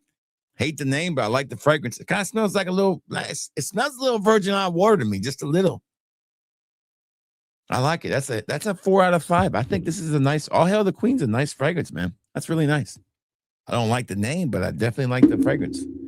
Next one is called Moroccan Royalty. Moroccan Royalty. I can't think of anything to make fun of. I'm trying to think. Who the fuck do I know from Morocco? So the big question I have, is a lot, did anybody go see Avatar? And did you only go to see the Avengers fucking thing? Now, here's my thing about the whole Avengers Infinity, the Doomsday thing. I don't have a problem with it. I love that comic book. It's one of my favorite comic books runs of all time. I know a lot of people hate it, but I love it. It is so frenetic and chaotic that I recommend. People say, what comic book should I read first? I say, read those because it's nuts. I love it. And the fact that Steve Rogers is coming back, I don't have a problem with it. I don't mind Captain America's Black Falcon. I didn't mind Black Captain America. It didn't bother me. I just didn't think they did the guy right. I mean, here's my thing about this black or white or whatever it is. If we already know shit's rough for somebody, of another color, we understand that. Do we need to, does it need to be rehashed into everything? No. Just make it about Sam, who fought the whole time never to take the super serum. That should have been his fucking go-to card. Like, I'm not taking it. He should have. But no. And I don't like Sam Wilson's character. I just felt like the movie was boring. Couldn't get into it. But I tell you what, The Winter Soldier is a perfect movie. And Captain America is a great movie. And Civil War is fucking amazing. And I'm really excited about this Avengers Doomsday. I'm sorry. Call me crazy. I don't give a shit. I'm not going to be negative about it. I'm not going to give him a hard time. If you got to go back to the well, you go back to the well. I'm fine with it. I think it's going to be really good. I'm actually the first time in a long time since Deadpool Wolverine. I wasn't even, I wasn't really too excited about it. It was great. I loved it. But it's like the first time I'm really excited about watching a movie from Marvel. I'm really looking forward to it. Am I stupid? I'm not a shill. I don't get shit from Disney. I'm looking forward to it. You know why? Because fuck it. Give me some of that warm nostalgia. I love it. You know, and don't give me Supergirl. I don't need a damn pretentious ass white woman complaining. Fucking and acting like she's the girl boss. I don't need we've already had that. Didn't work. It's boring. The problem with all these movies is that the people they're trying to cater to don't watch them. And the people that do watch them, they're just ignoring. It's people like me, you know, who watch them and enjoy them and love the lore. I'll give you the best example I can give you. As bad as It Chapter 2 really was, and I just got through rewatching it. It's not that good of a movie. Welcome to Derry is the best TV show this year. Stranger Things wish it could hold Welcome to Derry's jock. And it is the best homage I've ever seen, homage anybody pay to Stephen King's universe. The Dark Tower sucked. That movie sucked. The Stand was really good. Now, the original Stand, that was a TV event, it was really, really good. And I do like Kubrick's Shining. I don't give a shit what people say. But Welcome to Derry is perfect. It's a perfect show. I don't watch shows to be scared. It's hard to scare me. I watch these shows. I want to be entertained. I want the world to expand. I want things to kind of connect. And Derry does an amazing job. But another thing I want to say, it wasn't about some message. It was all about the lore. And Bill Skarsgård, whatever his name is, Skarsgård, he really enjoys playing that character, man. And he has fun. And you could tell. And that's a great thing. And that he owns that character. He doesn't give a shit what people think. He hasn't been typecasted. And I love that. And those kids, it's so hard to find young actors that you can really find believable. Those kids on Welcome to Derry, they're all endearing. They're all heartwarming. You all root for them. You all feel it. And if you've watched the finale, you know what I'm talking about. You know when that son of a bitch shows up. And I guarantee you, if you were like me, you were cheering. And when I cheer in a movie or I cheer and watching a TV show, I'm into it. I'll never forget it. I went and saw Harry Potter, The Deathly Hallows, the last one. And I read the books. And I remember there's one thing I was looking forward to hearing. And that was, "Get away from my kids, you bitch." And they did it in the movie, and it was perfect, and I went fucking nuts.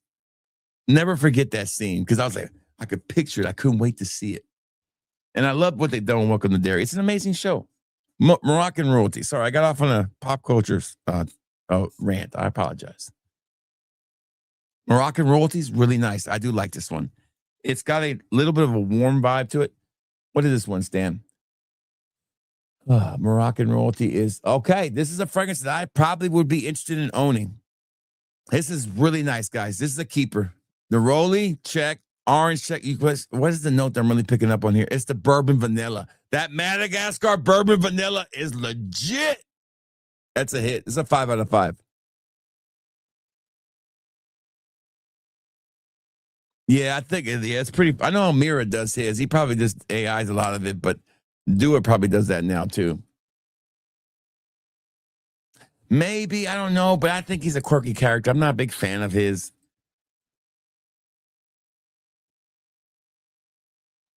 Yeah, but it's also really good though. It's well written. It's got a lot of heart in it, and it was the shift what we needed, but it's also the way it's shot, the way it looks. It is very Born Identity like. It's the color palette of it. It was different than the other shows on MCU. One of the worst things to ever happen to the MCU was Thor Ragnarok, because that was the final birth and coming out party of Marvel humor, which is ruined their movies going forward. You get this beautiful scene, and James Gunn also, by the way, who's fucking flapping in the air with his shit. Superman was an okay movie. It's still not better than Man of Steel. Not even close. I don't give a shit what anybody says. Batman vs. Superman was a perfect movie. Perfect. Loved every minute of it. We'll watch it again. I'll never forget it. Sharing this moment with this guy, because 10 years later, I saw the guy again in my store, and he said the same thing to me again. He goes, "Do you bleed?" And I said, and he said, "You will." I said, "Yes, I remember you." Oh, God. I still get a kick out of that shit. I don't know. I enjoyed it. I saw that in the theater. Moroccan Royalty is a 5 out of 5. I love it. And don't get me wrong, I do like the girl playing Superwoman. I really do. Millie Aycock, Anina, I don't know what her name is. Something like that. She looks, I'm fine, but I'm still. Now I'll tell you what, okay, guys, you be the judge, okay? I'm gonna give you a total chance here to be the judge in this, okay? All right, so let's look up something, okay? And you tell me which Supergirl is better, just by looking, okay?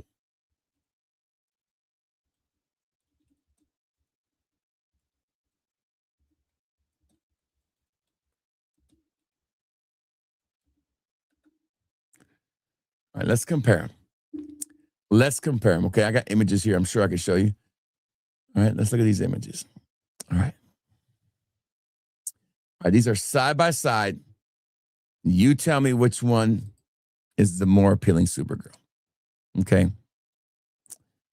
Helen Mother effing Slater or Millie Aycock. What do you think? Listen, the wheel is not that hard to crack here, guys. I'm sorry. It's not even close. It's not like we're looking at fucking, we're not looking at, Sydney Sweeney here with her, her rack. We're looking at two normal looking gals, okay? Helen Slater, baby, was the way better looking Supergirl. I'm sorry. And it wasn't even close. And that movie was not that good. Look at this, man. I mean, she's a pretty girl, but she is not Helen Slater. Not even close. That's like putting the newest Superman up against Christopher Reeve. It's not even close, guys. Yeah, it's better, but the made-for-TV sticks close to the book, though.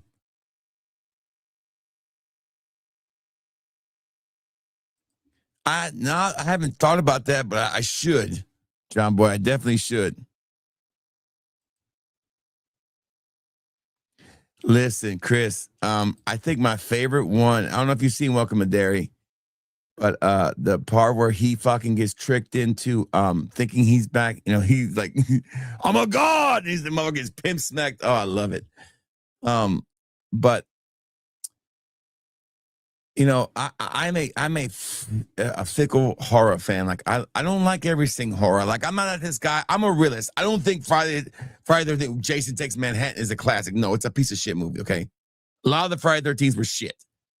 A lot of the except for Dream Warriors and the original, most of the Nightmare on Elm Street sucked. Okay, I'm not trying to live in this rosy colored thing where I'm saying all these horror movies were made way better. No. The Conjuring's one of the best movies of all time. It's more of a modern movie. Paranormal Activity is fucking amazing, okay? There's movies out there. All the VHS movies are fucking great. Found footage is an awesome thing. I love found footage movies. If you want a great found footage franchise to watch Hell House. You'll be blown away. Great found footage. But anyways, I don't think found footage destroyed the horror genre, no. What I have a problem with is Hollywood not thinking that they're worth their time. I mean, like some of the best horror movies are not made by big studios anymore, which they never really were. But The Conjuring changed that, and The Conjuring was amazing. The Exorcist wasn't a big studio. It was amazing. But The Terrifier to me is my favorite horror.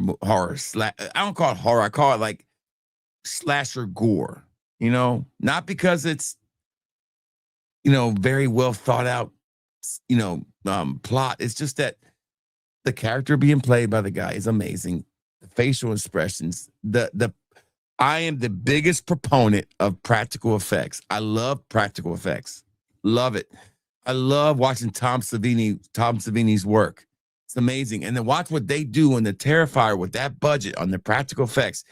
To me, they should win the Oscar every year. But we give it to people like fucking Avatar with a damn computer and some AI. That's bullshit. Give it to the people who really deserve these special effects awards, like the legends, like Rob Bottin and fucking, Greg Nicotero and fucking Tom Savini and whoever does the shit for the Terrifier, which I think is the director, blows me away what they do on their budgets.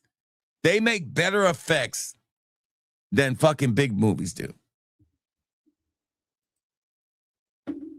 And the problem with all these CGI shit, they've seen it all. You can't wow people no more, but you can always wow them with practical effects. There will never be a replacement for practical effects ever.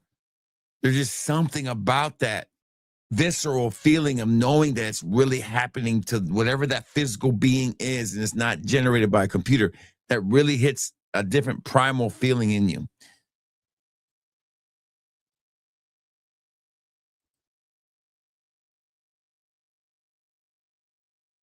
Yeah. Never losing suction. Next one up is called Imperial Wood. Speaking of never losing suction, this is a fragrance shout out to Bill Clinton. Imperial Wood. I'm gonna try to throw his name in on everything. That motherfucker. I always said, listen, if they had something on our president, our current president, that shit would have came out 10 years ago. That would have came out the minute. Oh, this is really good. That would have came out the minute he would have got the nomination. They would be like, oh, here this shit. Here he is. Epstein would have gave it to him. He ain't that powerful. I never thought as Trump being a powerful person to become president. But he's not more powerful than the other people. He's still a fucking civil servant deep down. He could be killed, obviously. They tried. What I'm saying is, though, there's a body trail for Bill Clinton. Body trail. This is really good. I do like Imperial Wood. This is a nice fragrance. Essential Parfums, Boss Imperial. I love this fragrance. This is a hit. This is a hit. It's got a citrusy, woody feel to it. Basil leaves, nice touch. There is a little pepper in here, too. Haitian vetiver. The Haitian vetiver is the star of this fragrance. Without doubt. The Haitian vetiver is the star. The best Haitian vetiver fragrance I've smelled. I love this fragrance. This is beautiful. This is going to be a fresh fragrance if it dries down a little bit. That's a nice fragrance. That's a 5 out of 5 for me. So about the Avengers. So I am excited about the Avengers. I am excited about that. I am excited about the Spider-Man movie. It looks good, too. So those are two things I get excited about. Will I care? I'm not going to watch the Avatar movie. I don't give two shits about Avatar. I barely cared about the first Avatar. I love James Cameron, man, but I just think he's wasted his whole life on this fucking tech demo that he's ran with no soul. There's no soul in the Avatar. Can anybody name 5 characters from that? I guarantee you can name 5 characters from the Alien franchise. I guarantee you can name 5 characters from the Terminator franchise. I guarantee you can name 5 characters from a lot of franchises, but you can't name 5 from the fucking Avatar. Good luck. Without looking them up. You don't remember this stuff.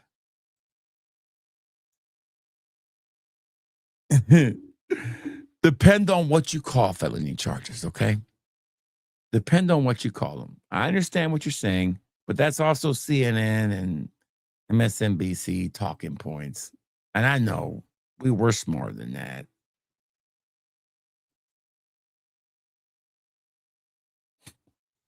I blue, right? Yeah, that's it right there. That's what they are, yeah. Even the game was boring. All right, next one up is called Poisoned Leather 03.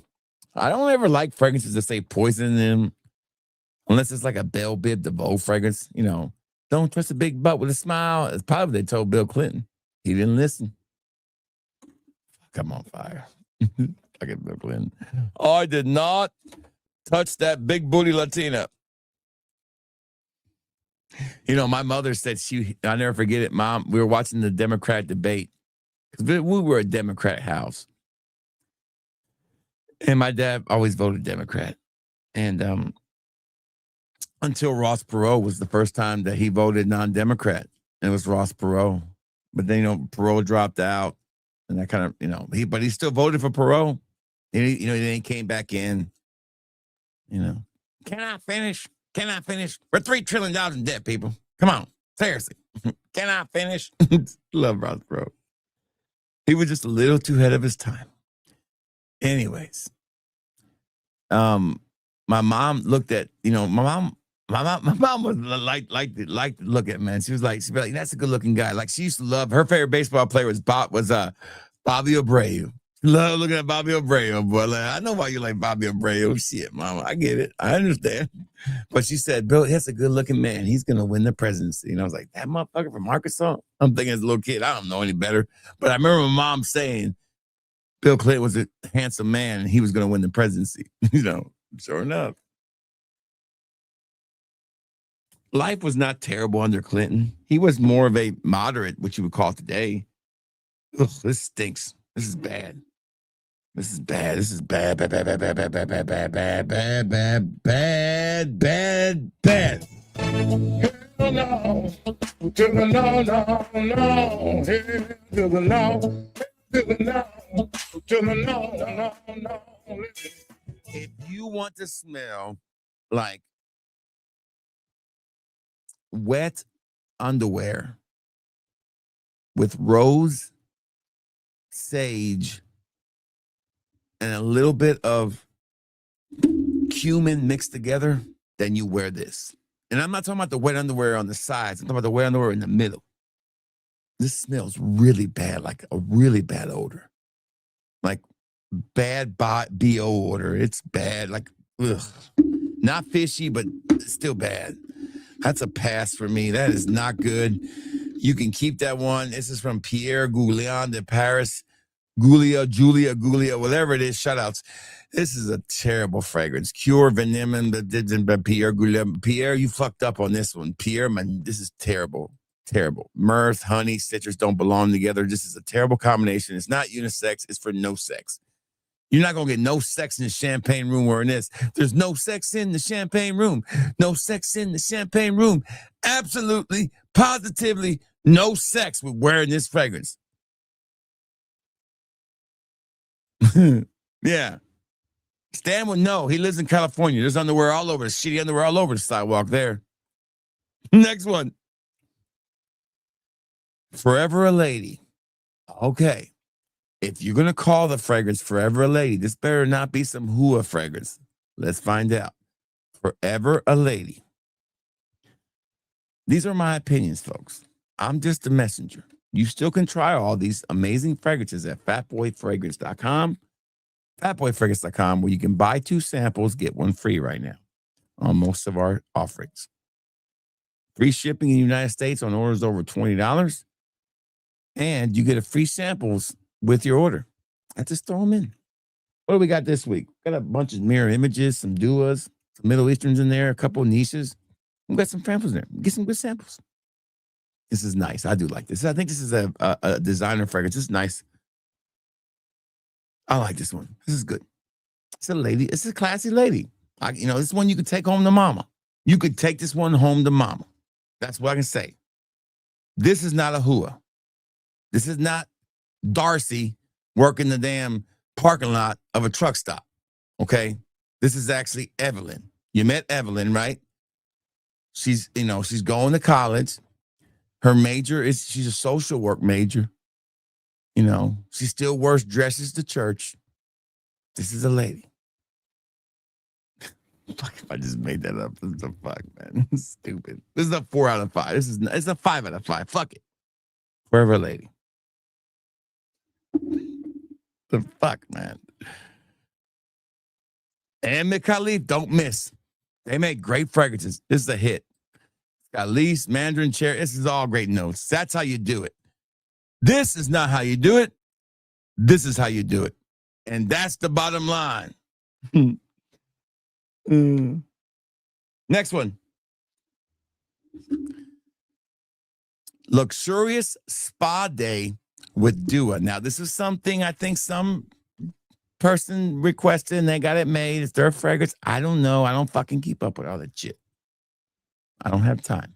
I don't keep up what happens in all the Dua worlds. I know they owe me a gift card that somebody said I won, but I ain't seen this son bitch yet.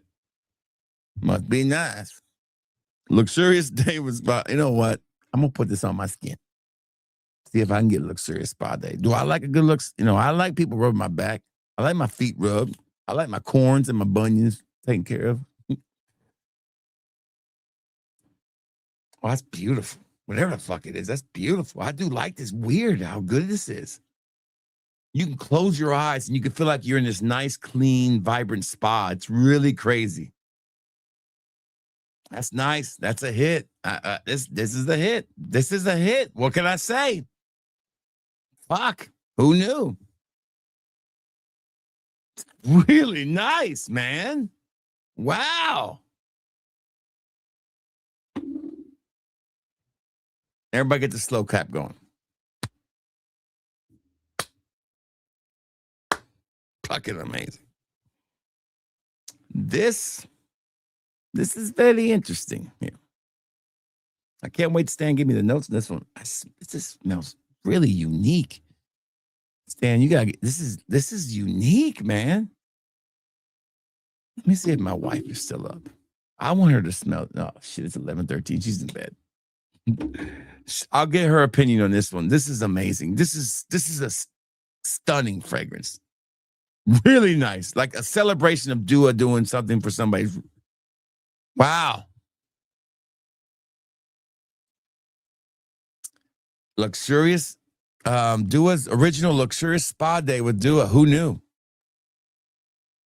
Oof. That is nice. Woo! Original from Dua. This is a unique, beautiful, fresh, kind of aquatic a little bit. Floral, clean. But if I close my eyes, I feel like I am at a spa. Like I used to work at a spa. Not at a spa, but in a hotel that had a spa. It smells like something that they got diffused through the air. It's making me feel really good. Like it's like a mood changer, man. Hey, Adam, good to see you, Adam. That's why I love these haul videos, Adam, because they're genuine reactions to me first, a feeling of fragrance. And I'll probably forget about some of these after a while, but this one I won't forget about. Like, I want my wife to wear this. I want her to smell this. This is steak night approved. I don't feel like it's a sexy fragrance. I just think it's really well done. Shout out to Happy Ending guy. Stan, what are the notes on this one, Stan? Did you put the notes up? Is this it right here? Here it is. So lotus mist, mandarin petals, soft orchard pear, orchard silk, rice petal cream, coconut water, fierce. These are very light fragrances that are very soothing and calming. I just can't, it's hard to explain. I don't think it's a floral fragrance. I don't think it's it is nice. Very natural, little powdery, not a lot, just a little bit, but very clean, fresh, and natural, and just soft and beautiful. Like a spring morning, like if you're at a real nice spa and it's a spring day and just, a little dew on the ground. It's just, when I get really excited, I try to explain it to you because I'm trying to give you a real feeling about this one. Get it. Go ahead and buy it. Don't even sample it for me. Just go ahead and buy it. Take my word for it. If you don't like it, your wife will. That's a guarantee, like guarantee. I don't have a lot of guarantees here, but that's a guarantee right there.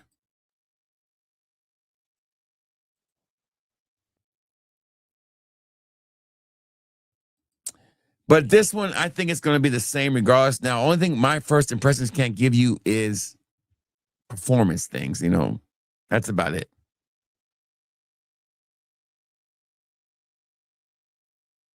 Yes, Adam, I like how you say it. Airy in all the right ways. Some fragrances can be airy, but kind of get it wrong. This one, this is Mashman at his best. This is when he creates a gem. Like people want to go crazy over fucking Heavenly Loaf and all that shit. No, this is the one, girls, you go crazy over. Guys, this is the one you buy. This one should not even be in stock. There should not be 41 in stock. I'm sorry, there shouldn't be. It should be sold out. This is the one that people should buy fucking, you know, you see people have like 8 bottles of white milk. I'm like, fucking why? This should be out of stock. It's a shame it's not.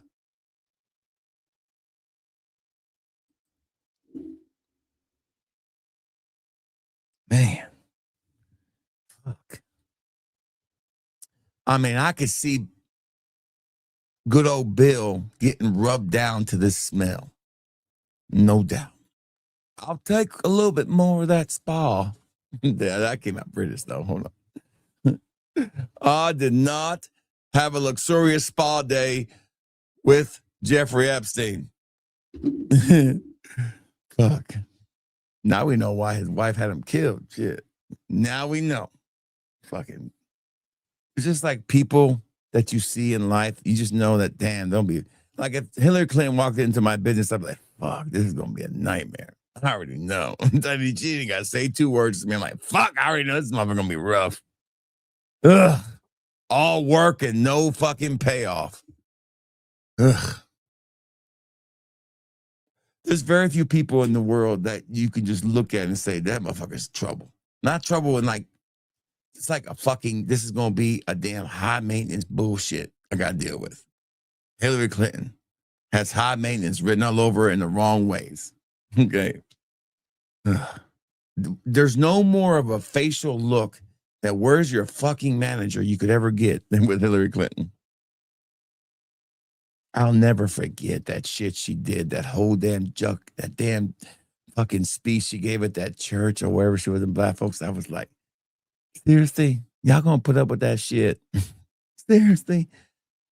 If I swear to God, I just think that Hispanics and blacks, y'all are too easy on these motherfuckers, man. They really are racist. They say some racist shit, and y'all let them get away with it, man. I'm Puerto Rican, half Hispanic. I don't give a shit. I think words are words. They are what they are. I don't care. I don't condone that, and I don't live my life by separating people. I separate people from in certain categories. Lazy people and people who work. That's my biggest thing. If you lazy as fuck, I don't really like you. Tell that right now. And I also separate people from negative people. Truly negative people, like people who truly, and then people who have mental problems. You know, I'm like, I don't like to be around too many people with mental problems. Oh, Apple, you got to help them heal. No, it ain't my job to help them heal. The motherfuckers got problems. Every time you want to talk to them, they want to talk about fucking how this is wrong and this and this and this and that. And every time they see something in Twitter or on the news, they fucking think it's real. They got mental problems. There was one of the rules that I had set that my dad kind of told me, but I made it better. He said, when you look for someone to marry, try to find somebody with some education.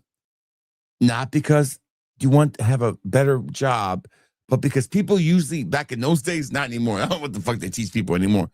But back in those days, somebody who had more than a college education was forced to learn to think critically about it. And it's critical thinking skills is huge when it comes to dealing with your emotional things, okay?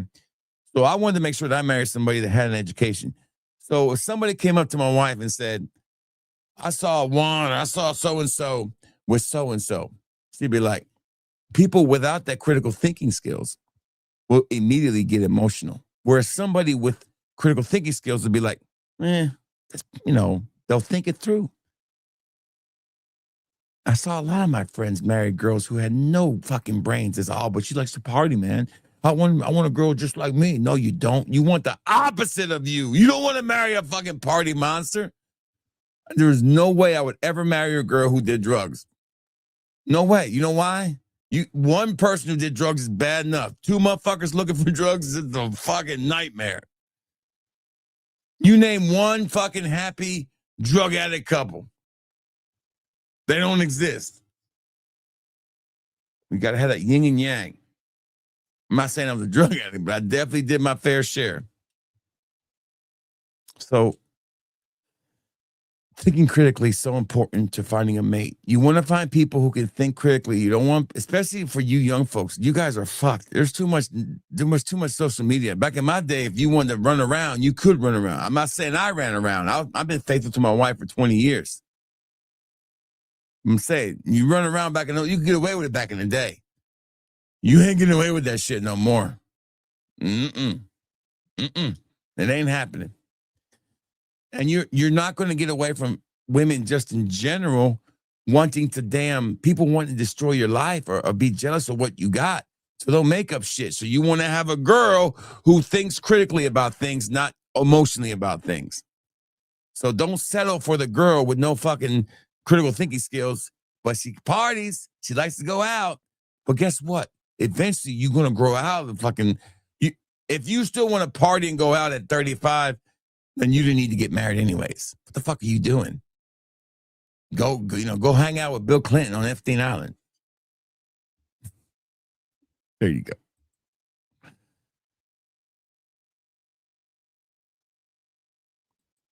It's not even that. I think it's pandering to their voters in a stupid way.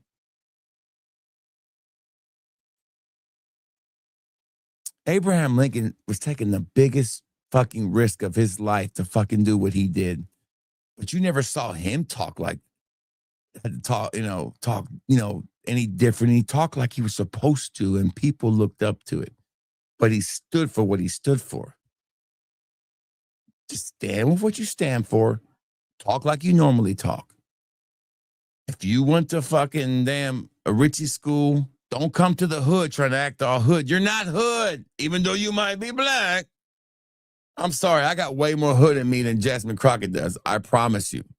Now, she might got more hood up inside of her, but So if as a voting block, that's what it takes to get my vote. If you can relate to the way I speak, then fuck. That voting block has been fucked up for a long time already. Same thing goes for Puerto Ricans. Yeah, fucked. Low IQ. My niece, she's 9 years old, like 129 IQ. Fucking ridiculous. Every time she says, Uncle Yeah, I need to have a conversation with you, I'm like, fuck. I'm fucked. I'm done. This is gonna be a long conversation. So yeah. Super smart. She was like that at like 6. I was like, damn, this little girl's smart. She's using big words. I mean, really big words for a 6-year-old. Yes, Fred is definitely my addiction. Sure is. I've never gotten away with it, buddy. I don't do that shit. I will tell you this. I'll give you this. It's been 26 years.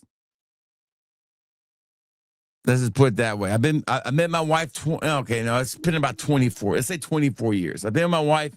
I met her 23 years ago, and I've been married to her for 20 years. So it's been about 24 years, I'm guessing, since I've even been around another person intimately that wasn't my wife. And I don't miss anything. Believe me, it was a lot. I don't remember none of their names. I thought about this one day. I was like, trying to remember names, doing your body count. And I was like, fuck, I can't remember their names. I remember like 4 names, like girls I actually dated, but like the ones I didn't date, I do not remember their names at all. I remember what they kind of look like, but I do not remember their names at all. And don't ask me for my body counts. I'm not giving that shit. I think that's stupid. Who gives a shit how many people I was with?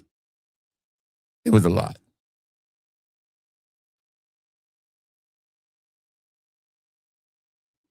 Yeah, I got to try that. Good to see you, Michael Myers. What's up, baby? Now, my wife's a huge Michael Myers fan. I'm not as big as Michael Myers fan. If I had to rank my favorite slashers, I would go, or horror villains, I would go the Tall Man from Phantasm's #1 for me. Then the Terrifier. I think Terrifier's moved up the list real quick. Leatherface, Freddy, Jason, then Michael Myers. I got Michael Myers like 6. Isn't that crazy? The Shape. I never got into this whole fucking doing this shit when he killed people. I think Ghostface was better.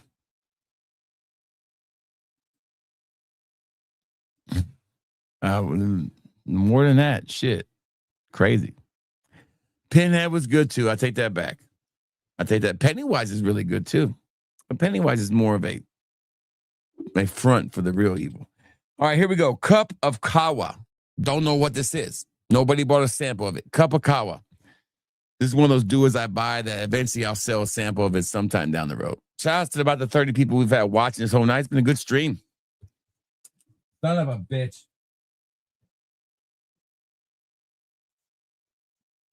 Cup of Kawa. Yeah, I love Hellraiser, man. The first two were great. Cenobites are great. This is nice. Cup of Kawa's nice, actually. What the fuck is this, Stan? I like this. It's got a little woody taste, a woody smell to it. Kind of reminds me a little bit of a. What's your top three fresh fragrances, like of all time or like recent? Give me more of a. You want right now or do you want like all time?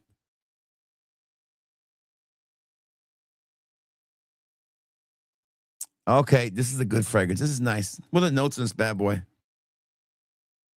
Tattoo for Valentine. Yeah, freak me out. Listen, I don't know if you guys have watched the Welcome to Derry, but there's one thing that really fucks with me hard is the intro. It's like something will happen crazy on Derry, and it'll be like something, somebody gets murdered or something, or some scary thing happens, and they play this song, and it's a real song.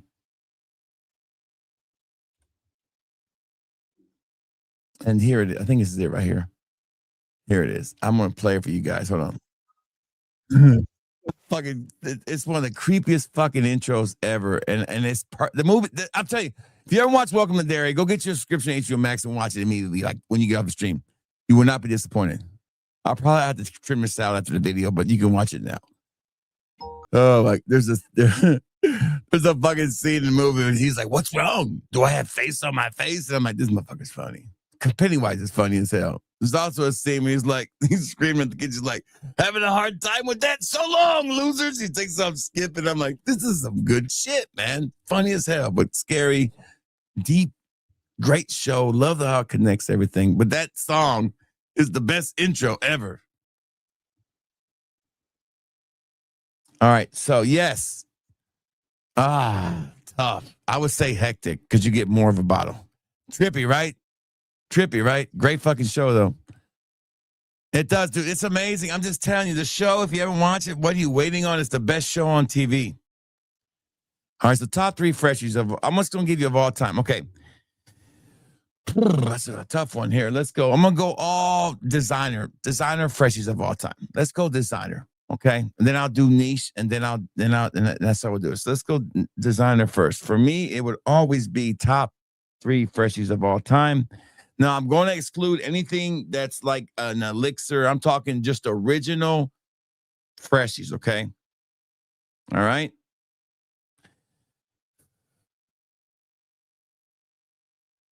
Let's go first with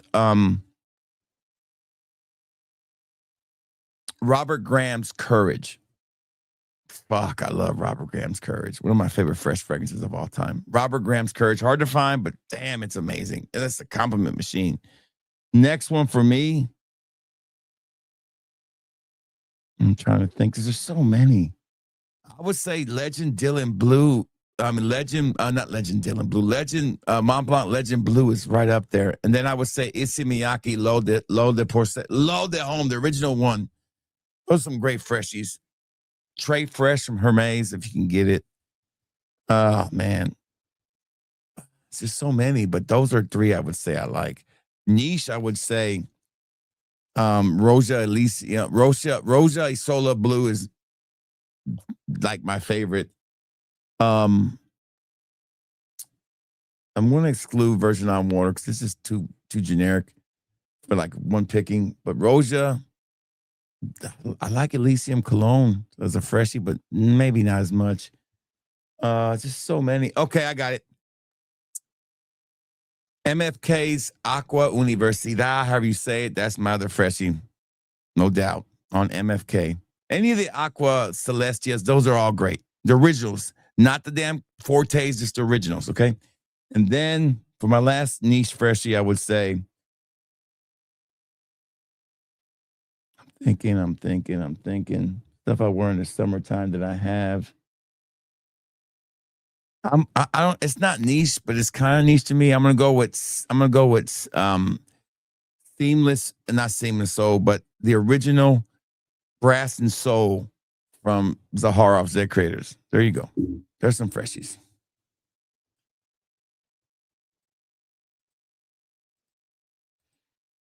Torino, I don't own the real deal, but Torino's great.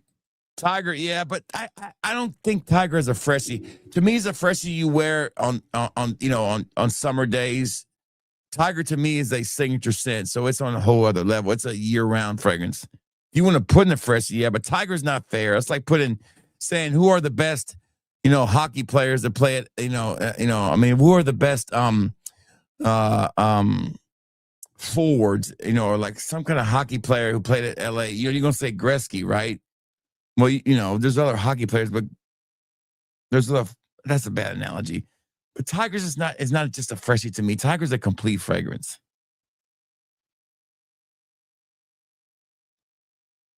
Good to see Jerry. How you been, Jerry? Great to have you here. Oh, look at this guy. It's not going to be a good game. It's going to be a blowout. Alabama's going to beat the brakes off of Indiana. Listen, I love Hispanic representation. You know me. I love my peoples. But I tell you what, Alabama's been in wars. Indiana's been in 2 battles. Alabama's been the war. Okay. I always try to come back to this, and I always try to tell people, especially when we play Notre Dame or we play some, except for the only time I was wrong about teams that had really light schedules that beat us and beat us handily was Ohio State the year when they had fucking Ezekiel Elliott. I wasn't ready for it. That was a drubbing. And they had a damn, borderline, if he would have just stayed healthier and kept going. If Dallas would never fucking ran him to death, he would have been a Hall of Famer. He's borderline, almost maybe could have been a Hall of Famer, Ezekiel Elliott. And you had a quarterback in Cardale Jones who just got hot. And that surprised the shit out of me because Ohio State ain't beat nobody all year. And they squeaked into that game. But I just go look at Indiana's schedule, man. I'm just telling you, it is not the wars that Alabama's had to do. And growing up here, I know what it's like to be an Alabama fan. And every game you go to, because since Saban is gone, everybody's gotten bigger for their britches. And and you get everybody's best effort, everybody's loudest crowd, everybody's shit. It's tough. So you beat Georgia at home. You beat, don't say, as much as Diego Pavia is a dickhead and short, that Vanderbilt's a good team. They beat Vanderbilt, South Carolina, who I know is fucked up, but they beat them at South Carolina, Tennessee, Missouri, Auburn, and that fucking witchcraft of a building.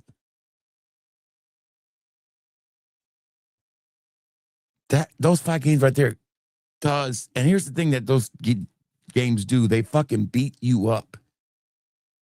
It's not about just winning the games. You physically get wore down. You play against the best coaches are in the SEC. The best, and I'm not saying best head coaches, I'm talking best coordinators. The SEC's got fucking every team has a damn ex-head coaches or damn defense coordinator. I'm like, damn, fuck. It's just different. So I expect Alabama to go in there and it's going to be like the parting of the Red Sea. They're like, fuck, we can run the ball again. Shit, we're running the ball. Shit, Ty's got time to throw the ball. Oh, hell. Now, I'm not saying we're going to go. I don't know if we're going to win the whole thing. I'm just saying I feel really confident about this game. It just feels like it reminds me of those games when we would play these other teams. They were like, oh, they got a great defense. Yeah, but look who they fucking played. Purdue and Northwestern, okay? I love to play that schedule shit. Give me that schedule. Must be nice. Now, I will say this. I think Indiana has an amazing coach. I think he's amazing. I think he's a chip off the old Saban block. I feel that. And I feel like they are going to be a better team. But there's something about always fucking. I'm just not a huge fan of always buying your quarterback every year. I don't like that. I like the homegrown talent. That's just me. I think Alabama's always done it that way. They've always brought their talent and built it up. Their starting quarterback next year, if it's not Ty Simpson, it's going to be Keon Russell. He's homegrown talent. It just feels like time to hit a wall. And keep doubting that. And they're 6-point underdogs. I'm like, you know, if this Saban was still coaching Alabama and you told him they were 6-point underdogs, he's like, oh, give me that rat poison. I'm going to eat it up. He's feeding that shit to them. They're going to be so fucking with a chip on their shoulder. And here's the problem. They got more 5-star recruits than Indiana does. They got more NFL talent than Indiana does. And now they got a chip on their shoulder. I don't make bold predictions all the time. I'm not a procrastinator. You know what I meant to say. Procrastinator. I can't say the word right now. I'm not a football damn guru when it comes to point spreads. No, I don't give a shit. Told you guys last year. Everybody picked the Chiefs and said that Eagles defense is legit. This is going to be an ass whooping. They're going to beat the shit out of the Chiefs. And what happened? It was a beatdown of epic proportions. Like, ended the Chiefs. They took the spirit out of the Chiefs. Like, fucking just took it out, and they ain't got it back since. Yeah, but to me, imagination is another thing. I wear imagination year round. I separate those. If it's a freshie, I only wear it during the hot months. That's me. That's how I think, though. Yes, I would say John Paul Gutierrez Elixir is a phenomenal vanilla fragrance and a youthful, good, fun fragrance for younger folks or older folks. But I don't consider Tiger a freshie. It's a year-round fragrance. I wear it year-round. I only wear freshies during the hot months.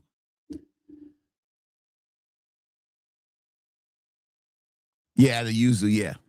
It's classic, man, classic.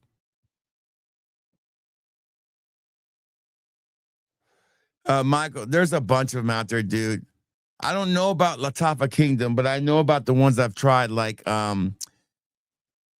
what's Granger's? I've tried Granger's version, and I've tried Lionheart, their version of it, and they're good. So I just haven't tried that one, but most of these Middle Eastern houses, they all use the same oil, so it should be good. That elixir is not a hard fragrance to really clone.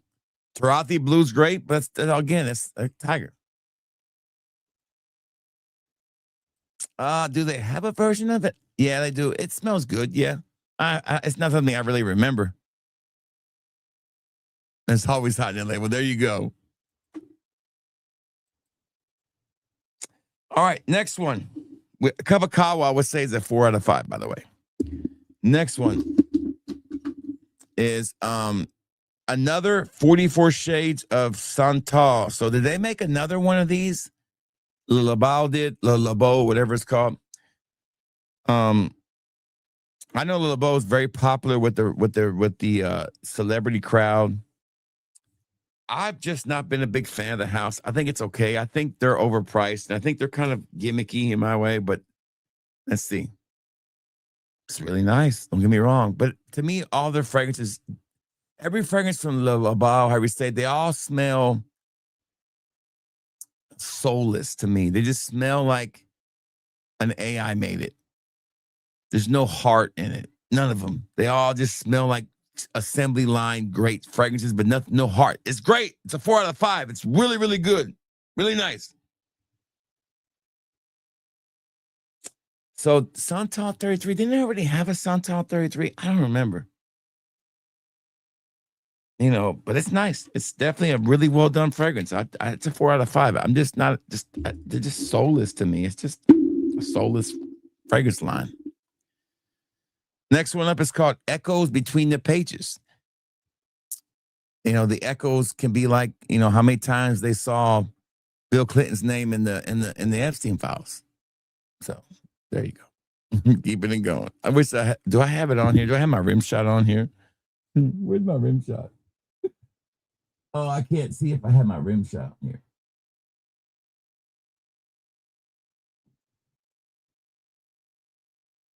I can't see it. Damn it, I need my rim shot. It'd been great. Echoes between the pages. All right. Man, I can still smell that fucking jasmine fragrance. It stinks, man. Ugh.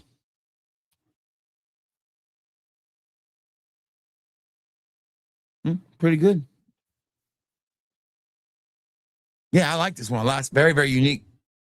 What is this right here? Whispers in the Library. Okay, it's another replica. Okay, here we go. A replica of Whispers in the Library. This is nice. But another house that I kind of think is soulless. That's my rim job.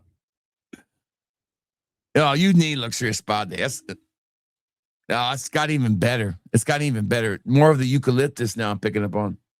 Really, really nice. Just a home run. I know they made that because of one of the subscribers or whatever on their Facebook page requested it, and it's kind of like their fragrance. It's really nice. It's a nice fragrance. I'll say that last one probably a 3.5 out of 5. It's nice. Next one up is Aromatic Queen's Parfum. Aromatic Queen's Parfum. I'm sure this is the ladies' fragrance. I know it's a parfum version of one that we already have. I can't remember which one it was. Ooh, that's nice. Is there cherry in there or pear? Ooh, that's nice. That's a nice one. That is something I like my wife to wear. That's definitely a fresh. I like fresh fruity, not floral fruity, but fresh fruity. I like. That's a nice Aromatic Queens. That's a 5 out of 5. I think that's a hit. What is this? Is it by maybe it's one by Lacombe, maybe? What's going on the price on Coco Canaria? I don't know, man. I've been out of the game for a while. Back in my day. Now, see, the problem with for you now is shit's not uncut no more. It's always dirty now. You gotta have a specialty guy now these days. Everybody back in my day, depends on where it came from. I usually like to buy from people who got it from Peru. I like the Peru better because it was one of the only countries at the time that did not have an ether ban. So they still used ether, whereas most people use diesel to cut it. So ether was way better. You always know when you got it because it would go right in and come right back down. Like, oh my God, that motherfucker hit right. I don't remember. It was so long ago. Allegedly, I think an 8-ball was 180 back in the day. I don't know how much it is now. I don't know. An ounce was 360, maybe. I think a quarter ounce was 360, I think. And an ounce was like 600, maybe 700. I think, I'm not 100% sure. It was so long ago. So long ago. I hope that answers your question.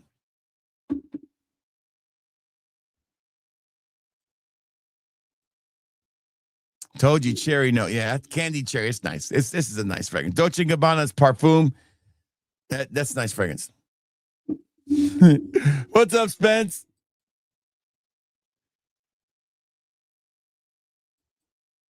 Good to see you here, Spence. My man, Mother Wrench here. What's up, baby? Good to see my regulator here. Try to answer everybody's question. I know I get a lot of crazy questions from the Virgo stream. I'm an open book. I don't lie about nothing. Everything I talk about when it's drug related is probably 25 years old. It's past the statute of limitations. Unfortunately, though, if your pictures are all over the Epstein files, that lasts forever. I did not go to that island more than 5 times in a week. Man, you asking for a lot, that's it. I know. I gave you a lot of restarts the last time. Damn, Fierce Supernova. Hold on. Let me see if I have any left. Maybe I can put some in there now. Hold on. Let me look. You'll make me get up. Hold on. Now I gotta find it. It's in the F section. Fierce Supernova. Let me see.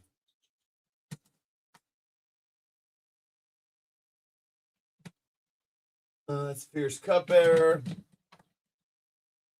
Fierce Tiger. Man, I am out of every single Fierce.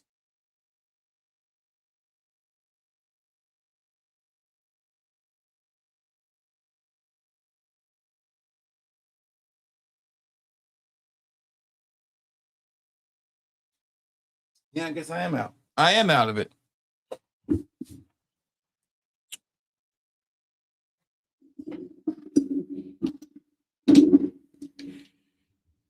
Hold on 1 second, guys. I got to straighten up real quick. Yeah, it looks like I am out of it. I'll add it to the list. I'll get it next time. No, I decided not to get it. I was like, pfft. Listen, I stopped buying Norton and Wilson when you guys stopped buying the samples. I got plenty of samples left of most of them, and nobody buys them anymore, so I stopped buying them.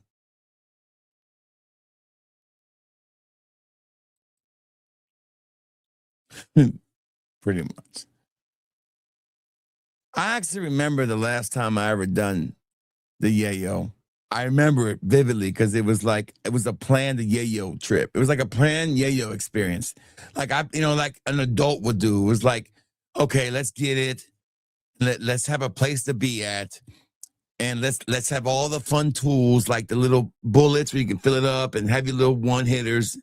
We'll have a big bag and we'll sit there and we'll commune with that one. Then we'll put some to the side when we run out and we'll forget we had it. So we're like, when we find it, we're like, oh my God, we still got some left. Then you have some stuff to come down to keep you going. The other kind is, and then you just keep going. It's like a whole weekend experience. And mine was like 3 days. And I'll never forget it. My friend took his little one hitter and he took a little Dremel and he made the hole bigger so it would hold more. And I was so fascinated by it. It's like, I want to do that too. So my dumb ass picks up the Dremel and I'm out, like, and I'm fucking trying to make my hole bigger. That's what she said. And I crack it. And I crack this plastic little bullet because it's one of those bullets that you would twist and they would fill up the little top and you just, go. And I cracked it, and then it became like this mission we all had to fix it. We're all staring at it. Then when you get one mind focused on something, and it's 3 guys fucked up, that was amazing. And I'm like, get the super glue. And I get the super glue out, and right before I go to squirt the super glue. He's like, stop! And I squirt that shit, went everywhere. Fucking super glue everywhere. We fixed it though, and it definitely packed more in there when I would twist it. But yeah, I never we planned it all out. It was like the last adult fun I had with that. And it was like every time somebody offers to me now, I'm like, dude, you ain't got enough. Hey, you want to? First of all, I would never touch any kind of drug like that anymore. I don't know where it comes from, and I don't recommend anybody does that either because you don't know what's in it. It's not the chivalry of the little bit of chivalry that was involved in making that stuff is gone. Like people have respect. You didn't put shit in shit to kill people. You didn't. You took it. You might put a little laxative. You might have a little diarrhea the next couple of days, but that was about it. You knew when you had some stuff that was really stepped on. You knew when you didn't. But today, you just don't know. It's not worth the chance. One toke is one sniff away from you dying. It ain't worth it. And before that all changed, people would come up to me and offer me, and I'd be like, how much you got? And I said, you ain't got enough. Unless you got Tony Montana levels, I don't even want to start down this fucking road. What's the point? You give me this, and I start looking for it all night. My fucking night's ruined. I'll just drink my beer and take my shots. I'm good. At least when I finish these beers and these shots, I can still fucking go to bed, go to Crystals, or go to damn Waffle House and finish the night off, right? But you get on that, you forget about it. This is you all night trying to find some motherfucker to get you some more. And you end up on all fours in the carpet trying to find crumbs. This is no fun. And I think about every one of those things, and I'm like, I'm good. You keep it. I'm good.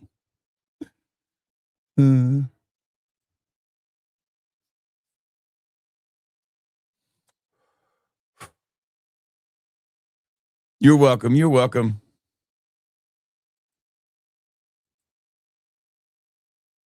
Yeah, I remember the last time because it was it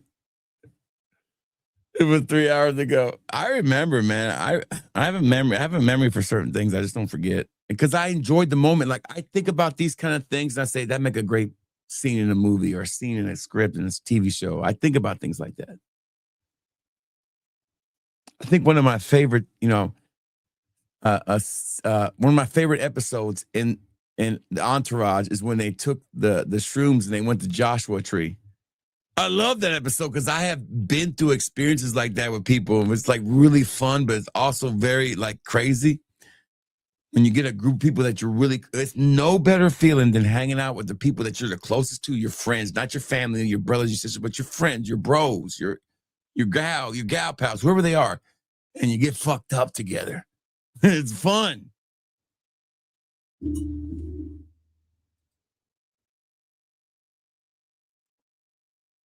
Yeah, I would never do it, Stan. No way. No way. Now, I know people right now are taking chances, and I'm so heartbroken. All right, next one up is a fragrance that I do like, and this is the 2.0 version of it. It's called Lace of Vanilla 2.0. Lace of Vanilla 2.0. Now that song is stuck in my head. A smile is something better. Put a ribbon on.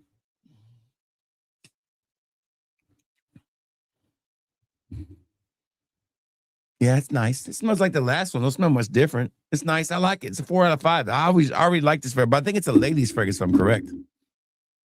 It's a nice lady. My wife likes this one too.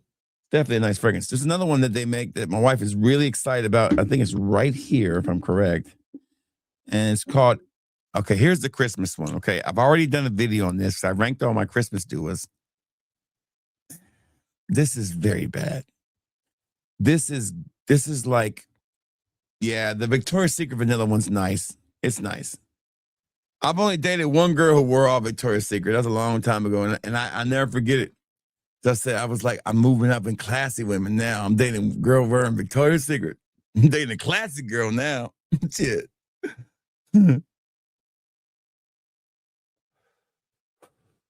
I'll never forget because she was a really religious girl and she wore Victoria's Secret and she was, untouched, unfeathered.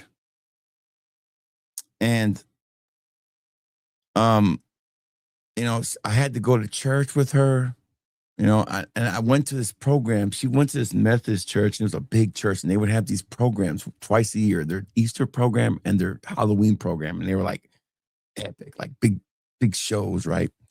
And I'm with her and her dad in that place. And somewhere halfway through the show, the devil shows up. This guy dressed up in his suit with horns. And he's like walking down the aisle and he's doing his monologue or whatever. And I'm like, I start to sweat, like I'm fucking sweating and I'm freezing at the same time. And he looks right at me. He goes, and I want you. And I just lost it. Like I started to fucking sweat and shake. And they think I got the Holy Spirit. I don't know what happened to me. Maybe I had a panic attack. I don't know. I had to walk out, leave out of there. It was like I panicked. And she was so happy. So I joined the church and I got saved for her, basically. She's a classic girl. I was going to date a classic girl. I was happy. But I was from the other side of the tracks, And I'll never forget it. I was miserable. And my friend looks at me and he goes, Juan, you are miserable. You're fighting every time with her because you mess up because you don't. I was emotionally immature. Very, everybody's emotionally immature early on. I was like 22. I didn't know better. We constantly fight. I constantly make up with her. And my friend's like, you hate what I said, do you think God wants you to be miserable? And I'm thinking, maybe not. I don't know. I couldn't go out with my friends. I couldn't do nothing. And so the millennium rolls around. Everybody, and Y2K was a real thing. People were freaking out. And I was freaking out too. It's like, I don't want to be the one who gets left behind. So I'm with her going to church and all that stuff. And I'll never forget it. She goes, she tells me, let's go to your friend's party. I'm like, really? We go to my friend's party? Shit, let's go. Fuck it. If I'm going to go out and Y2K, we're going to party. And I remember watching everybody else's ball drop during the day.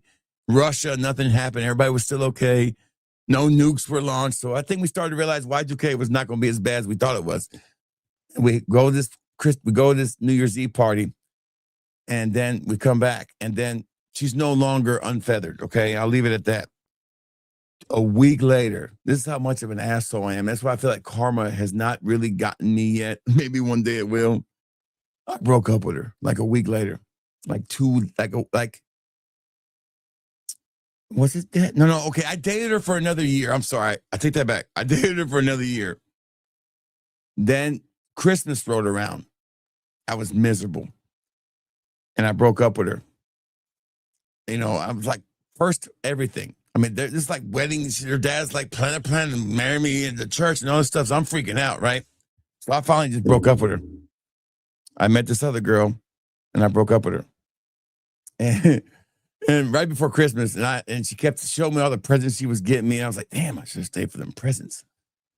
Well, anyways, I always remembered when a girl would break up with me and how repulsed they would be with me. Like, well, how can they go from being so in love with me to so repulsed when I didn't do anything wrong? Well, I know I figured it out. And it's always so important. I tell any of you young folks, is you need to get your heart broken a couple of times. You need to break a couple of hearts before you settle down. So you can be on both sides of the fence of that feeling. Because when you're on the heartbroken side, you're unconsolable. It sucks and you're weakened so much. And what your partner, your former girlfriend or boyfriend sees is a weakened you. And it's repulsive to them. When you're weakened like that, they see all your other faults too. So I broke up with her. She comes over to my house and begging me back, crying. And it finally fucking hit me. I was like, oh, that's why. That's why these women who broke up with me and I fucking bitched out, like, fucking, why are you doing this? Why they were so repulsed when they just were in love with me for so long. And it hit me. And then dated that girl for a while, dated another girl. They got my heart broken. I broke that one's heart. They got my heart broken, and then I met my wife. I was like, okay, I'm ready. My heart's it's built this good callus around it, and it got torn down, and it built back up, and now it's torn down, and now it's just got a nice wall of experience around it. I don't know why I went off on that tangent. We're talking about Victoria's Secret. That's what it was. Now getting back to it. That was brought to you by fatboyfragrance.com. You guys are getting a lot of stories tonight. Do a Christmas. It stinks. Do not buy this. Okay, it doesn't smell as bad as it did before. It's not the worst. I guess it's gotten a little bit better. It's okay, but I just don't like it. Doesn't smell Christmassy. I get peppermint. I do pick up on a little bit of that, but it's not better than the original. It's okay. It stinks. I don't like it. This is a 2 out of 5.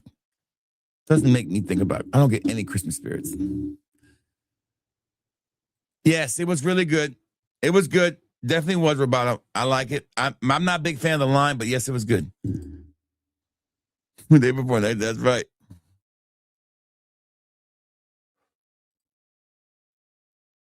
I don't really want to talk about high school I went to, but yeah, I went to high school. I don't like to get out of that. I will be turning 50 in January. I'm not ice cold. I'm not an ice cold person. I could really tell you why I broke up with her, but I'm not gonna tell you that.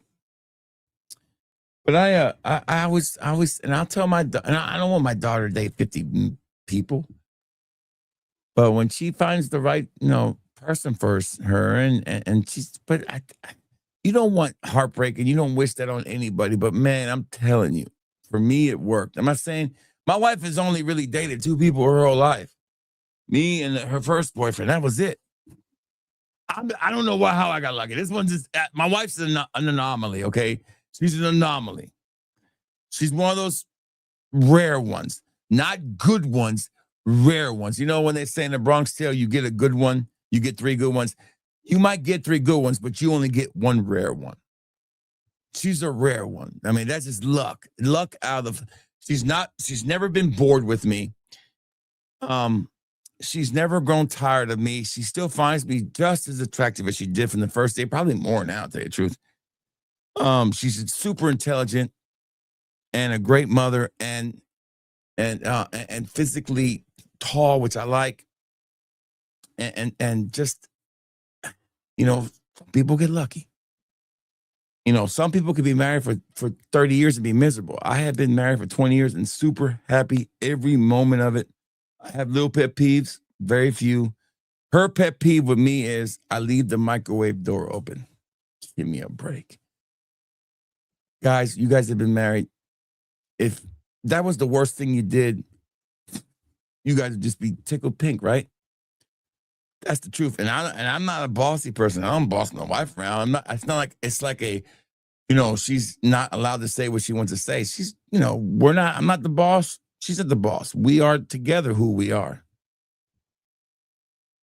So yeah, it's a big different things. They're all OnlyFans now, right? Yeah.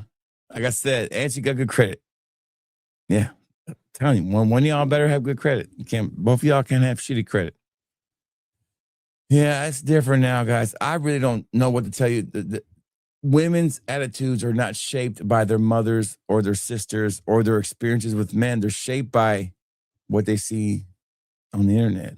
Sadly, like, it's human interactions don't define a person anymore.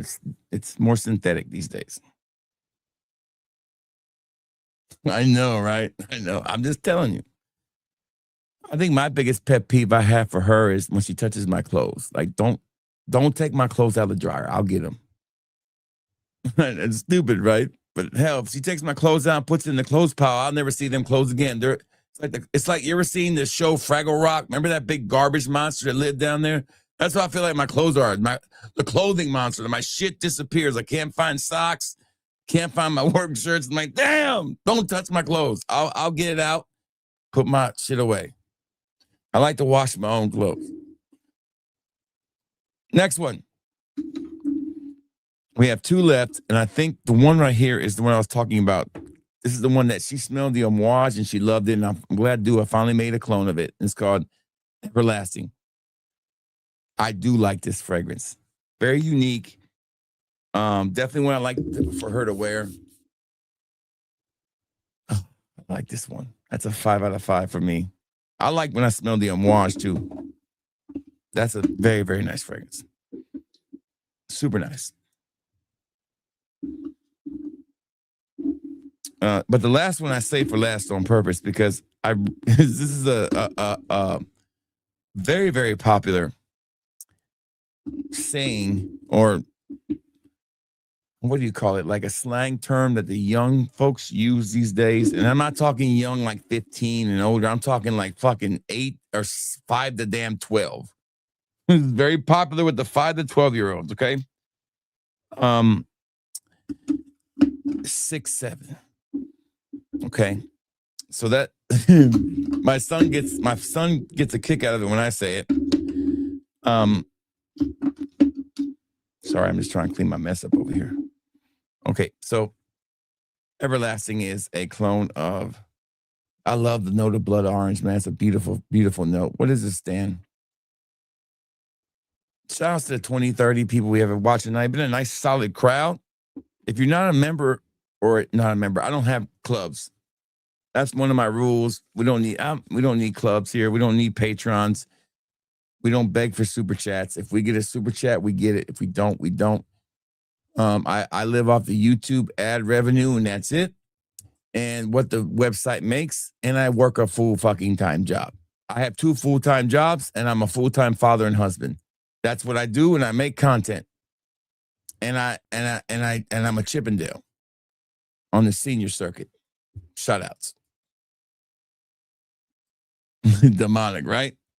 So Dua has joined the trend. It's called 6-7 Elixir. It's a Dua original. Is this a gimmick? Whatever it is, I haven't shown it to my kids yet. I was going to surprise them tomorrow and show it to them.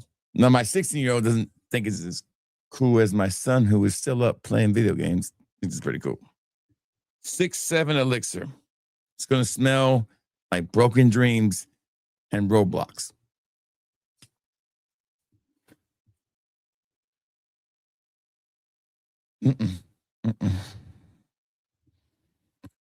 Why? What the fuck is this? I mean, I don't know what 6-7 is supposed to smell like. But like a cupcake? Seriously? This is where we're going? Cupcake? A cupcake. A cupcake. This is what the young generation smells like, cupcakes. Maybe to Clinton and Epstein, but not to me. Oh, was that too much? Too much? A little too much. Probably a little too much.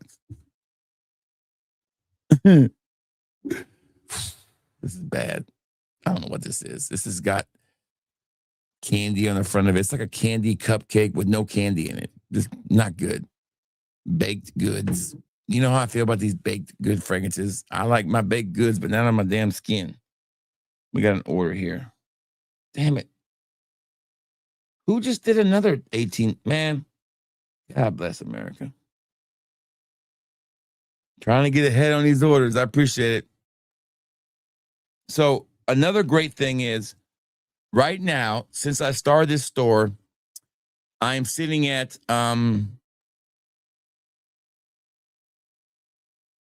we have officially sold. I'm already over. Like last month, we crossed the 9,000 order mark. I have shipped 9,000 orders since I started the store on Shopify, fatboyfragrance.com. When we moved it from eBay, started moving it over. Since we started this store, which was my oldest order, was done in. That can't be the oldest order. What was in it? No, it's not the oldest order. Hold on.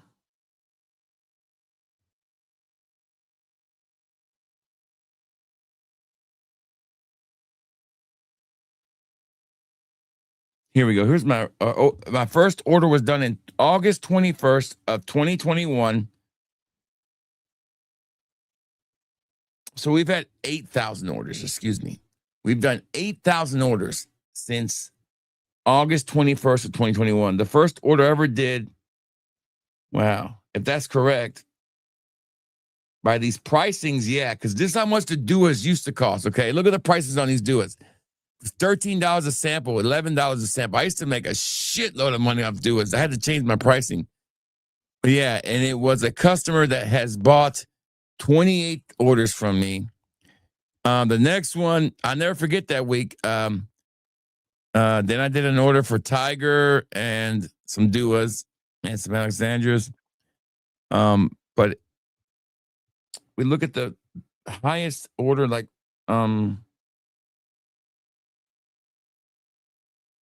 total high to low. Let's see what my biggest order ever was. $470. Damn. And that goes to one of my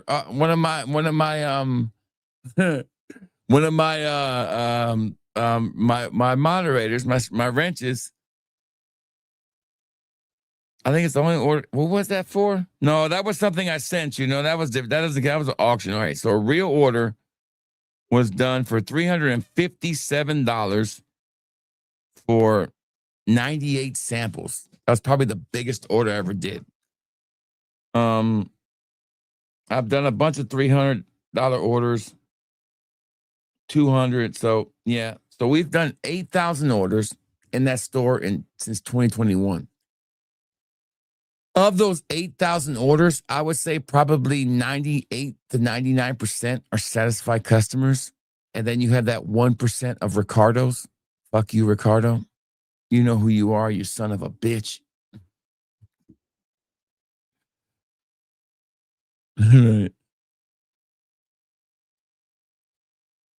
So we've done 8,000 orders. I mean, you got to think about that. How long did this raggedy ass fucking website's been up? I wish that motherfucker was here tonight when I was shit talking my website, trying to give me advice. Remember, 8,000 orders. You name a lot of these shop. You know what? When I look at the statistics of people who started a Shopify store at the same time I started mine, there's only like 15% of those stores are still up and running. Matter of fact, mine is one of the ones that's been the most successful of that year when they're still running. A lot of these Shopify stores don't last like a year and they stop. I have kept this store open now for almost well over 4 years.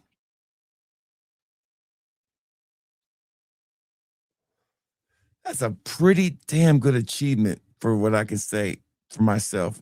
I'm very, very proud. So yeah, it's been a great success to that store.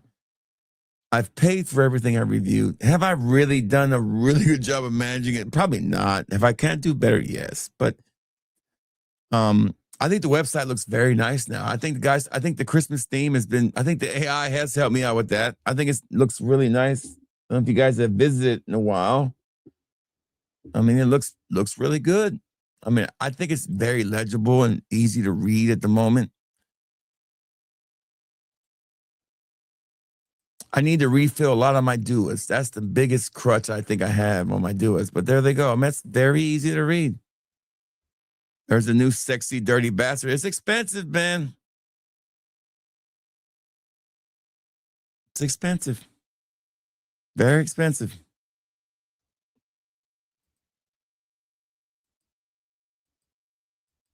Yeah.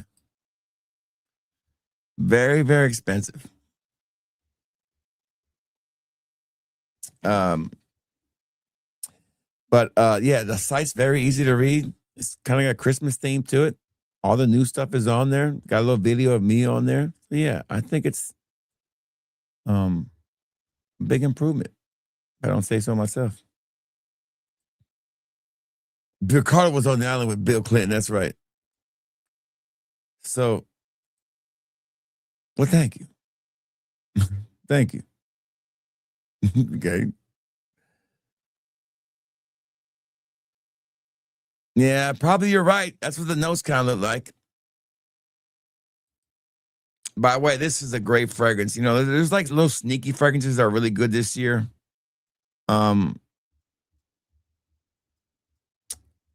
Let's now check out what is my number one selling fragrance.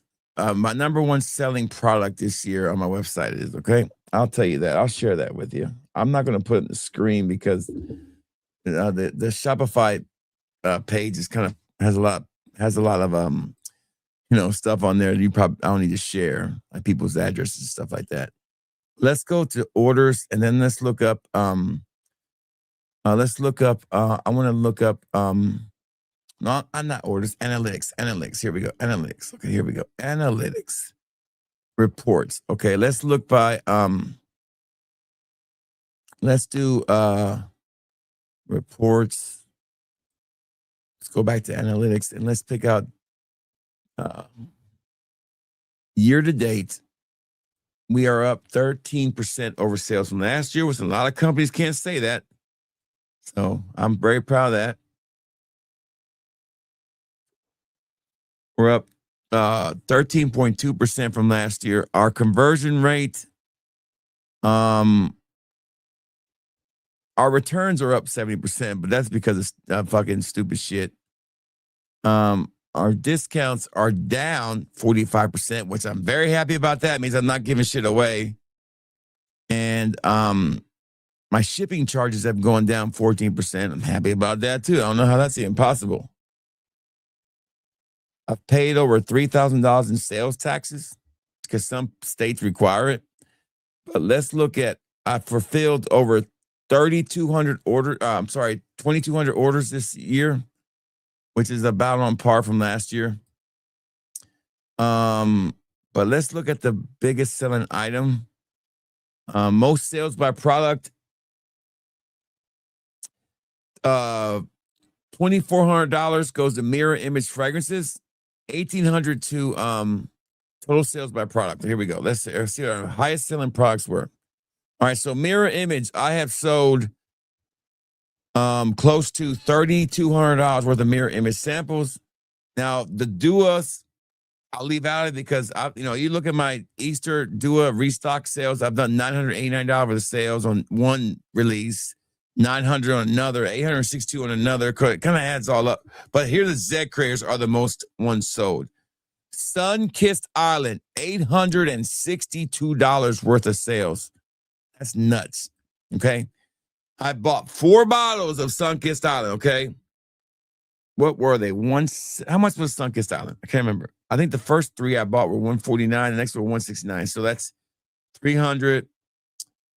$450. So I spent about $500 on Sun-Kissed Island. I still have a bottle full, and I have another bottle full and a half a bottle left. So, no, I'm sorry.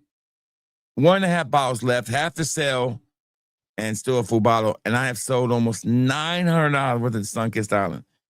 Easily the number one selling fragrance of the year.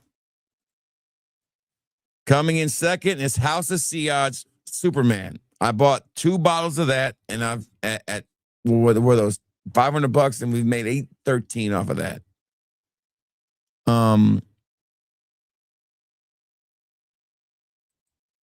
The lowest net sales item.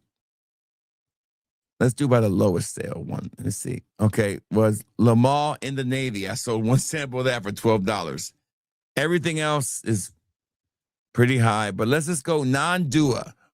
What was the next highest selling one non-Dua? Besides the Zaharoff House of Siage, Zaharoff Zed Creator, Iberi sold 532. Versace Eros Najim sold 450. Versace Hawaii Tropical $406, and I bought 3 bottles of that. You know what those cost. Okay. Straight money maker.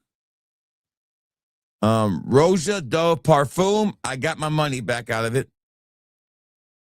$385. French Avenue X Aromatics, the Zandal, $350 worth of sales. I bought 3 bottles of it, so that was $150. So you made double your money on that. And I still have juice left. John Paul Gaultier Flower Edition for the women. I paid $180 for that bottle. It's made $313. So yeah. So Versace Mano Fresh was my best steal of the night. I bought the 200 ml for $120 on Fragrance by Canada, and it's made $300. So yeah, there's money you can make in decanting, but you don't make it immediately. That's over the year. That's how you got to take it. So it's nothing you're going to make up front. It's going to take a little while to make it. Ralph Lauren's Ralph Club, profit. Definitely made money off of that. Hugo Boss, X Superman, definitely made money on that one. Soldier Boy by Draco. Don't know if I made my money back on that yet, but I've done $344 worth of sales on it. Zaharoff Signature Seraphim Musk. I only bought 1 bottle, and I definitely made my money back on that one. Coach for Men Parfum, definitely made my money back. And then some. Al-Harim's Dubai Aqua, definitely made a profit on that. Aromatics French Avenue, all of them making $250. It's only been out for about 2 months. So there's definitely money to be made doing this, but you got to commit to it. You have to commit to it. And remember, that $250 is not profit. That doesn't include shipping, or that doesn't include any fees you have to pay. Okay? Got to keep that in mind too. And then you also got to buy all the stuff. So in reality, you take 30% off of that total, and that's what you have. Whatever profit you had, take 30% off of that, and that's what you kind of made. So if you made $300 and you spent $150 on the fragrances, you got $150 left. Take 30% of that. So you really made $80 off of that. So it's not a ton of money, but it's enough to get your money back out to buy more stuff. Buy more. Make content with it and stay shield free. But if you want to be lazy and beg for fragrances, you know how to do it that way too. And make shit AI content, go that route. And never give them passion in what you do. I'd rather give you passion. And to be honest, guys, I have never pushed my decant site like where you had to go there. I've never been a person who's done a video to force you to buy something, because you can go and look at my videos and see how many times I've shit on a fragrance.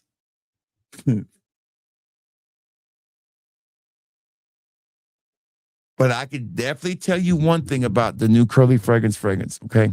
And it's this.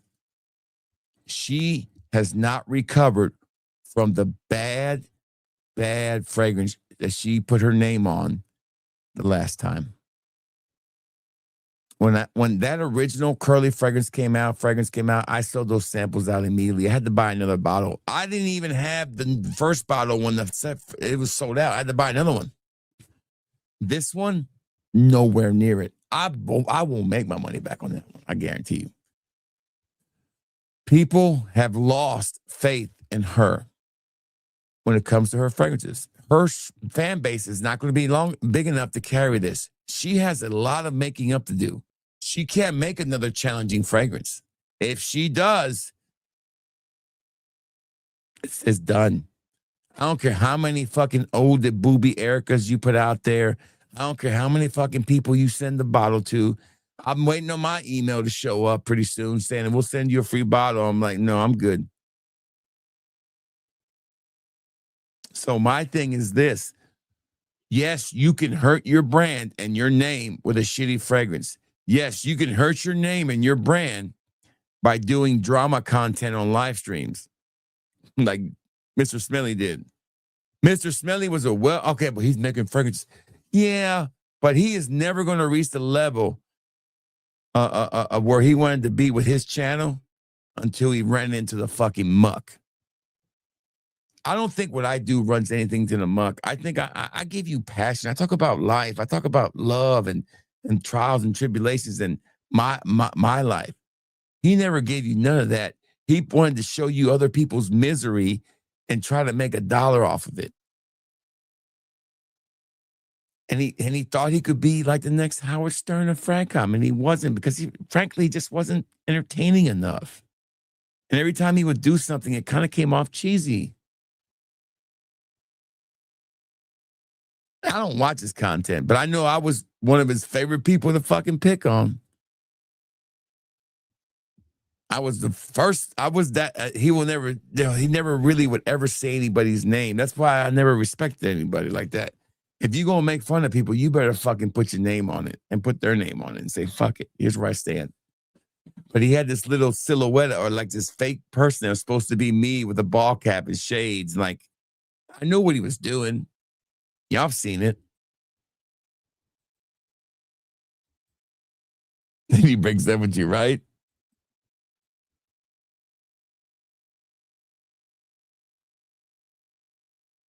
Yeah, it really is. It is, Robert. You're right. But that's the way you're supposed to be. You're not supposed to be like fucking, what's his name? Chaos Fragrances telling you something's fucking good, then giving you where you can buy it on his website. Give me a shit. I would never trust Chaos Fragrances ever again for any review. I don't give a fuck if he found the hidden gem of the world. Like, fuck you. Never. RXL has exposed that guy so many times, it's not even funny. And it's okay. It's a business, and I understand that. But don't come in here and give us your fucking opinion and put your name on it, because in reality, you're just putting your name on something you want to sell us. I still think if I think a fragrance is bad, you might be the opposite of me and you might like it. That's fine. But you know what? You know how many samples of Magnificent Secretions I've sold? I can count them on my hands. People know it's bad. Some people are just curious and they want to try it. But I'll get a person every 3 or 4 months that'll ask for a sample. And you can look at my description. It says, this sample is very challenging, this fragrance. We do not accept returns, and we are not responsible for any physical or mental something that will cause your body or your mind, whatever. It's like I had to put a disclaimer with that fragrance because it's so bad. It's terrible. The Shermanator.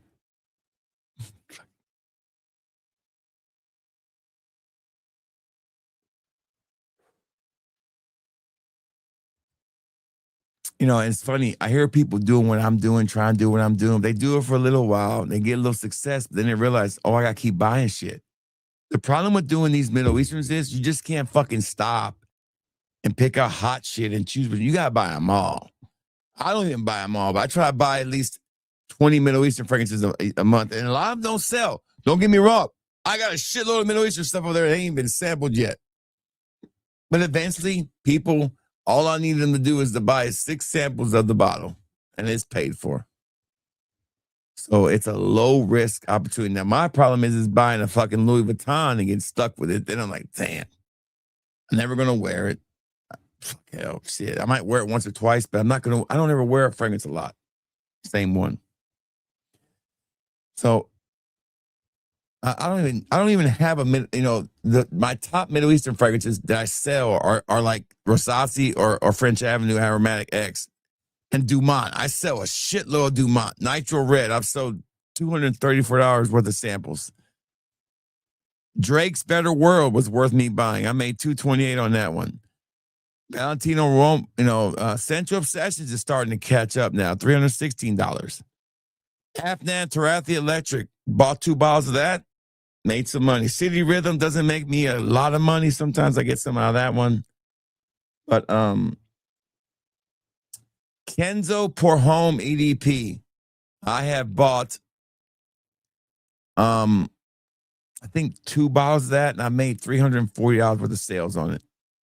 Fragrance One Jeremy. Now I bought those 80% off this last time. This year's sales, 180 on Fragrance One Jeremy. This is the black tie. So it's definitely made me money. Latafa Kamra, another good seller. Dukan, 176 on 2 bottles. That's a profit. French Avenue Sunkissed, 171 on 2 bottles. Latafa Art of Universe, another big seller for me, 178 in sales. Tom Ford's, so Zaharoff Signature Coco Loco, $487 if you count last year. Coco Loco made me a shitload of money, but I bought a lot of them, so I don't know if I actually made money on that one. I don't know. Nobody knows. I need to reach out to him. I have his number. I wouldn't share with that with you unless he told me to. There was this other guest. Some of you guys remember him, but he's taking all his content down. I wonder if he's ever come back. I wonder if he still has that job. Let's look him up. What was his name? You remember his name? Spence. The guy was a weed smoker. Remember, he had great content. I love this content. What was Sniff Daddy? Sniff Daddy was his name. I wonder if Sniff Daddy's still around. He took all his shit down. Nah, he's gone. Yeah, he took all his shit down. Isn't that crazy? Sniff Daddy was amazing. Fragrances. Let me see if he pulls up here. Fragrances. That job, whatever job he got, man. Yeah, he's gone. Oh, God. Does Sandra Solomon still make fucking shit? That was 3 years ago. That don't count. Okay. No, he's gone. Damn, I love Sniff Daddy. We found this guy.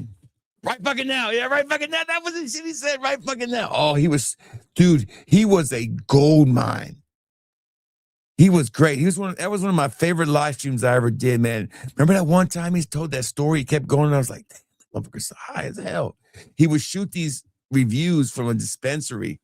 Oh my God.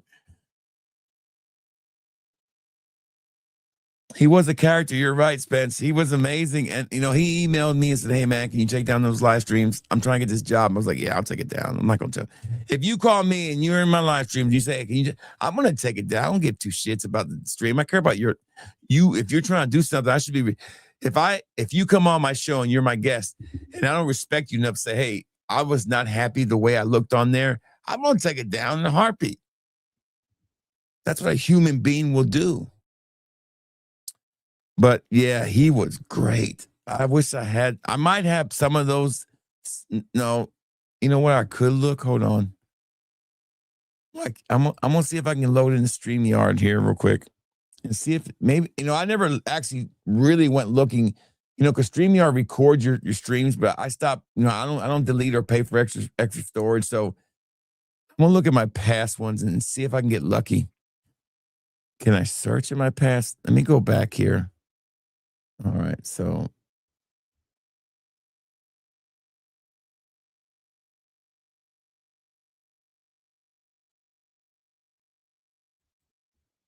okay, let me go to my library. Hold on. Here we go. These are my library ones. Okay, let's see if maybe I get lucky here. No, there's not that many on here. God, these are some old fucking videos, dude. These are old as hell. Man, my lighting was terrible back in the day. What is this? Wife ranks. Okay, what is this one? Let's find there's a bunch of my wife on here.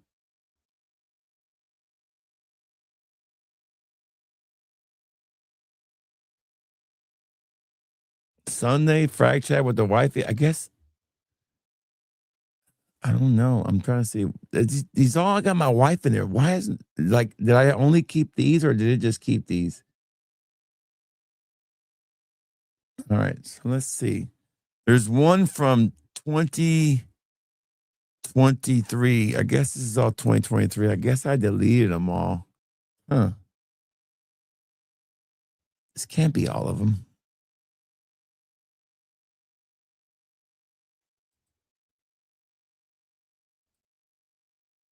This is young, skinny fat boy. Damn. Let me see if I can pull this up. How should I get past? Hold on.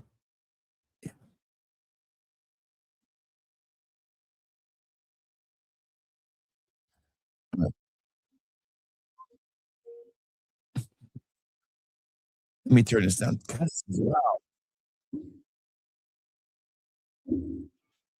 I feel like my voice is like I feel like my voice is like like my voice has gotten deeper. Hold on a second. Hold on. Let me see what's up. Hold on. Let's see if we can pull this up. Let's see. My wife does not look happy on this stream for some reason. All right, hold on. Let's see if we can pull this up. Here we go. The microphone was terrible back on this video. God, it's a terrible microphone. I can hear it's like it's a terrible microphone. $100. Hey, Silver Sean, what's going on, brother?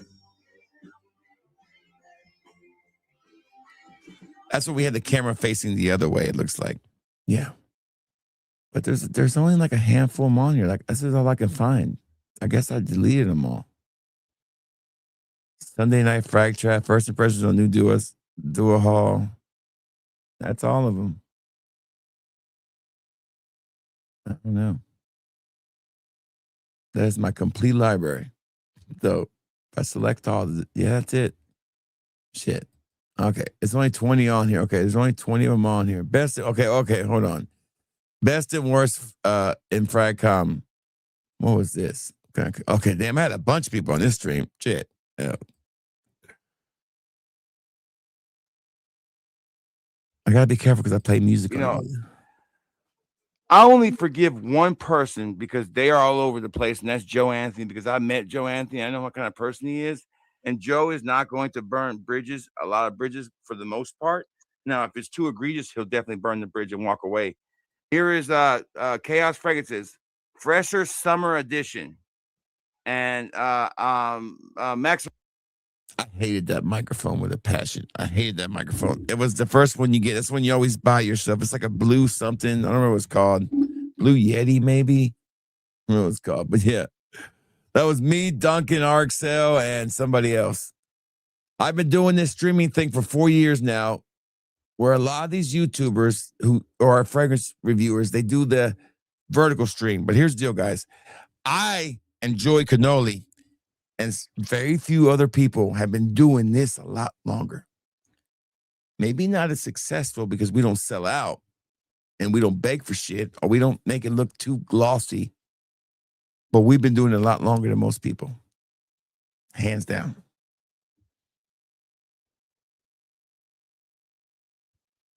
Hey, Hoban, great to see you, brother. Great to see you. Now, the big story of the night tonight, I think besides the Rahyann all being good except for one, is Luxurious Spa Day with Dua. It's probably going to be the best of the night. With a nod to Amber Inferno being really good too. But as far as like, some of these are nice. Some only really one that's terrible, and that's Preston's Jasmine Elixir is just burnt rice and fucking garbage. It's just terrible. What did I say? Burnt rice and what? I said something else. Burnt rice and mothballs. Mothballs and burnt rice. Ugh. Those are the worst, without a doubt. We've talked about a lot of topics tonight. Talked about the new Avengers movie coming out. Talked about my love life, non-existent one, except for one, my wife. We talked about my early escapades at the Yayo. We've talked about, I had a rap album called The Chronicles. Not an album, but a demo tape, as we used to call it back in the day. We made 8 copies of it. Don't know where any of them ended up. one day I'm waiting for somebody to say, man, I still got that tape. I still fucking jam it once in a while. I'm like, you do? Can I get a copy of it? Shit. I told you guys that I used to do these they used to have these rap battles at this place I used to go to. I came in third. There was like 50 of us in it. But that was pre 8 Mile, so rap battles were different. After 8 Mile, shit got fucking, everybody just copied Eminem. You know, it was like da da da da da, blah blah blah blah blah. It's like, and it was like very very Eminem like, you know. Don't get me wrong, I love 8 Mile. I think it's a great movie. I love it. I love, you know, tell them something they don't already know about me. Oh, this is great. It's a great movie. Don't get me wrong. But that was pre 8 Mile. That's back when you didn't have, nobody had like a certain style. Everybody was different. You could battle with your style. You know, so one guy kind of sounded like Bone. That's the way he battled. Now after 8 Miles, like you had to rap like that in a rap battle. It just became one of those things you had to do. It was just different back then.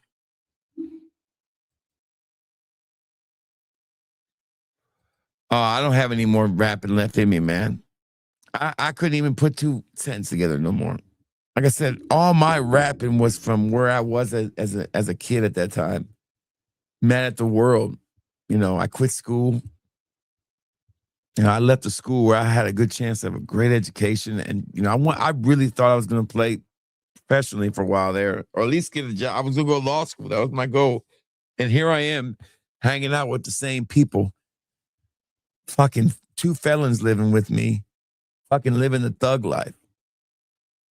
Working, you know, as a manager at a restaurant. With no future. And I didn't even own a car at that time. I think I did. I did have like a Ford Fairmont that barely ran, but I never drove it. So I had people drive me everywhere. Every time I would date a girl, I would always get them to drive me somewhere. One time, a girl gave me a car. That was a long time ago. She used to give me everything. She gave me a car. I remember one year for Valentine's. This is so heartless. And that's why I still say there's a lot of bad karma when it comes to love coming my way. And I just hope it never comes. But I'll never forget it. She was like, my friend was like, man, she's waiting on you over here. She's been over here for like 4 hours. It's Valentine's. We're supposed to be here. I was fucking wasted somewhere else. I forgot. She's like waiting on me to show up for Valentine's. And I would drive by my house to see if she was still there. And I would just keep on driving. I go party some more. And it was like 6 a.m. I finally gave up. I said, fuck, I gotta go home. Shit, I'm tired. Sure enough, she was still waiting. It's like, fuck. She was still waiting on my ass. Damn it. I knew that I was stepping in the wrong sauce, but I didn't know any better at that time. I kind of knew, but I didn't know. When everything's perfect to somebody, like every time, oh, you're perfect. Oh, you look perfect. Oh, that's amazing. It's perfect. I'm like, okay, calm down. So you're creeping. I'm getting creeped out. Oh, she bought me. That was back in the day when starter jackets were like really the thing. I had every single star jacket you could think of for the Philadelphia team. Eagles star jacket, Phillies star jacket, fuck whatever I wanted.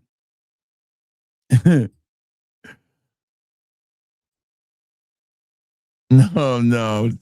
I met her at a club, or she saw me at a club.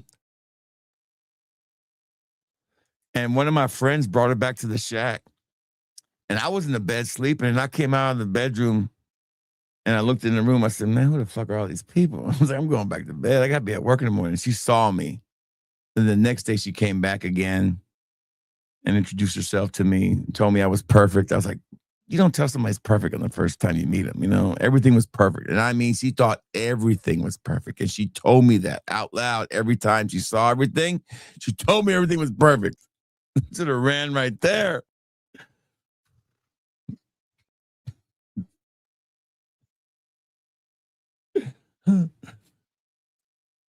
But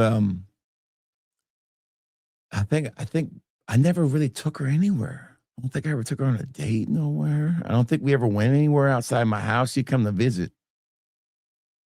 And she had a kid, and the kid was special. You know, the extra chromosome. And my friends were fucking heartless bastards, man. It was heartless. They were terrible. And so I was young and dumb. I remember one time he got sick, and I ain't never seen a human being besides in The Exorcist ever puke and projectile vomit like fucking 5 feet. I was like, damn. I was amazed. She was so scared I was gonna be mad. I'm like, why'd I be mad? I mean, Amy, I think she gave me 2 cars. I wrecked one of them. Remember, cocaine's a hell of a drug. And I never took her anywhere. Like, I don't think I ever bought her a present. That was perfect. Weird as hell, man. I think I was punished for that. I got my heart broken several times after that. No, I respected my lunch ladies now. They were beautiful. Every time I went to the lunch line, I'd be like, hey, Faye. Hey, Miss Davis, how y'all doing? Y'all look pretty today. Oh, thank you. How's your hip doing? It feeling better? Well, I'll be praying for you. Yeah, I'll take some extra mashed potatoes. Thank you. Oh, another piece. Thank you. Yes, ma'am. Yeah, yes, ma'am. I sure will. Is that a new shirt? Did you get your hair done, darling? You look so pretty. They love me. In Puerto Rico, I got the award for the most well-behaved lunch student. Fuck it, look at me. It takes a while to build this up. No, she was a female. Believe me, scientifically, I know for a fact. I've got scientific proof. I look at it every day. I talk to it every so often. It talks back to me.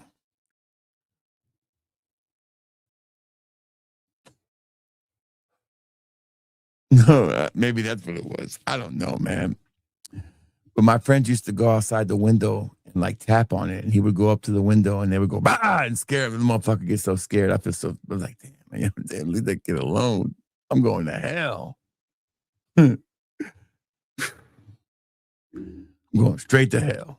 I'm telling you, we're going to hell, all of us.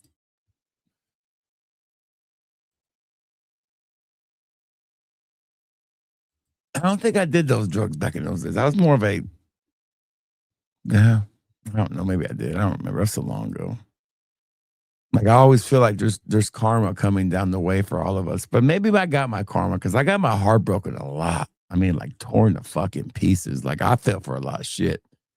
I think the biggest mistake people make when they're young and when you're overweight, and I always had confidence, but I was hitting above my weight on mostly every girl I was dating. I was definitely not. Maybe I shouldn't. Maybe I shouldn't have been so damn charming. I don't know. I'm not saying I was dating fucking supermodels, but they were definitely above my weight. I've seen what other guys who look like me were dating and what I was dating. And I was like, I ain't rich. What's going on here? Sometimes good. Sometimes I think a sense of humor and being very, very open and like an open book is a very attractive thing to a person, to a woman, I think, because if you're open and you're willing to share and you're funny, women like that kind of stuff, man. They feel like you're more trustworthy. They'll look past some things. I don't know. I'm just trying to think why the way my life was. I really don't know.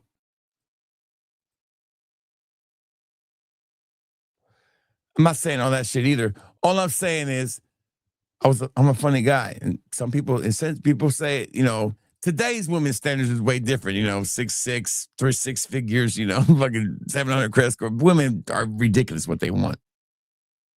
They didn't call me all that shit. No, nothing to do with that. How do you even know that's even happening? I think that's such an overrated concept. A man with a large member gets a lot of women. No. First of all, you got to find your way. You just don't take it out and say, hey, here it is. You ready to go be my girlfriend? It don't work that way, okay?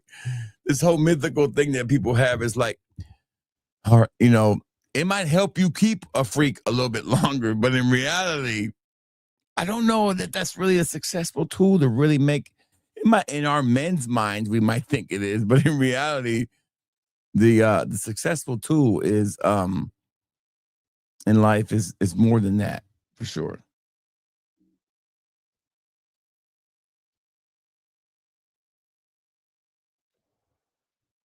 Well, I can tell you a story about Everclear, and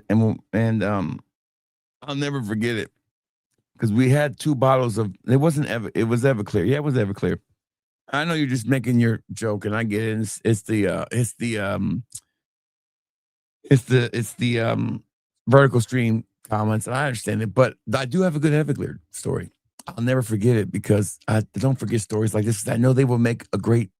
I think I've actually added this one to the script. Actually, I got like 3 bottles of Everclear one weekend, and we were drinking on it all weekend. And I had 2 bottles of 151 Bacardi rum. We were doing it up, son. And I'll never forget it. One night, these 2 guys who were best friends fucking start going at it. And then the other friend speared him off. He said, "I see a rabbit." And he fucking jumped off the damn fucking second floor. Not the second floor, but somehow he got on top of the damn roof of the porch, and then he jumped off and chasing this rabbit. There wasn't no fucking rabbit there. And then these other 2s are just going at it. Well, the next night, my close friend, one of my roommates, had hooked back up with his ex-girlfriend from high school, and this girl was a nut job.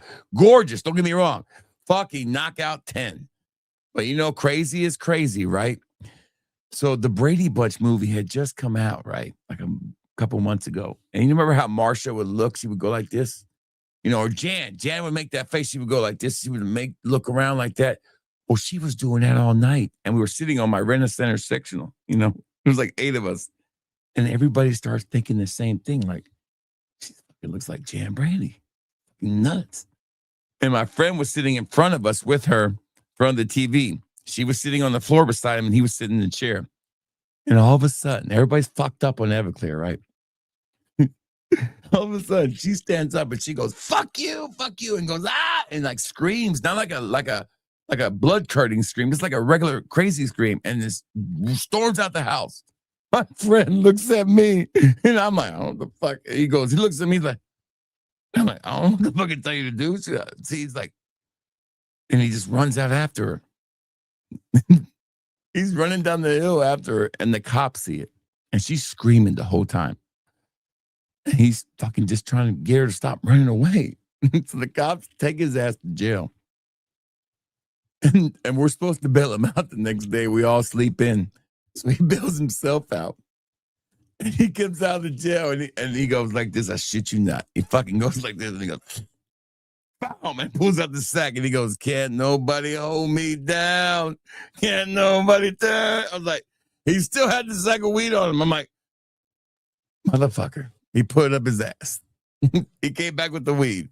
He sure did. He said, none of you motherfuckers came and got me out of jail. I said, man, we were going to when we got up. We just ain't got up yet.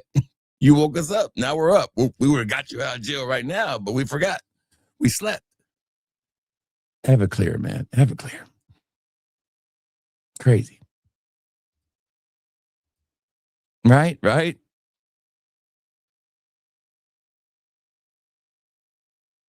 I hate the purple one that tastes like burning. Yeah.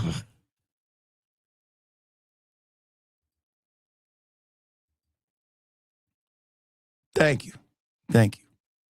So yeah, Everclear, man. And then the last night of us doing Everclear, I think I left and went to my friend's house. I was like, I gotta get away from these motherfuckers. We were determined to drink all 3 bottles of Everclear and 2 bottles of 151 rum straight. We didn't chase it. We just drank it straight. Oh. I left to say, I gotta go, man. I gotta go. I gotta go do something else. So I went over to my California friend's house. His nickname was Jerky because his lip would jerk like that. He'd be like, hey, what's up, jerk off? And his lip would jerk like that. So we called him Jerky, like the Jerky Boys. And he was like the one that kind of introduced me to smoking. And he always would pull out the hookah bow in my hand and be like telling his girlfriend, hey, Jen, watch him. He's gonna choke on the sugar. Like fucking. So I'm over there with them all night, and then I'm going back home finally, and I got some chips at the store. I got chips all over my shirt. I'm fucking stoned, and we start to pull up to the house, and these two girls are running out to me. They're like, "Hey, don't go to your house." They're fucking pulling anybody who pulls up to your house over or leaving. They're pulling them over. I'm like, what? Who the fuck is what? So I don't believe them. So we pull up, and sure enough, the minute I pull up to the house, the fucking cops pull me over. I'm like, son of a bitch. I can't even get out of my car. I ain't got nothing on me, thank God. I said chips all over my. Come to find out, some fucker decided he wanted the damn party in front of my house in his car, and the cops call him, and they were like, this is the damn drug den. We're gonna eyeball it all night and pull everybody over so we can catch somebody with some shit. So Everclear, man. Fucking Everclear. What time do you sleep? Oh, I usually go to bed already, but I'm off tomorrow. So I told you guys it's going to be a long stream. I'm about to wrap it up. I like to share my story with you guys. I think they make I think there's a lot of good stuff that make, people who always say, oh, my life is like a movie. It really was. I feel like there's a lot of comedy in there. And the way you really experience life is you enjoy life. I enjoyed life. I don't regret anything I did, really. If there's only one regret I really have in life, I'll never share that with you guys. But there's some. But they're very minimal. I used to regret that I quit football and left college. I regret that for a long, long time. Till I met my wife, and I was like, fuck that. I'm good. I don't regret it anymore. I got a happy life.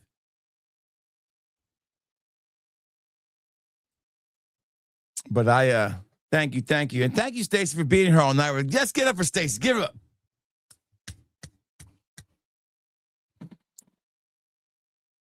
This has been a fun night. I love the NFL too.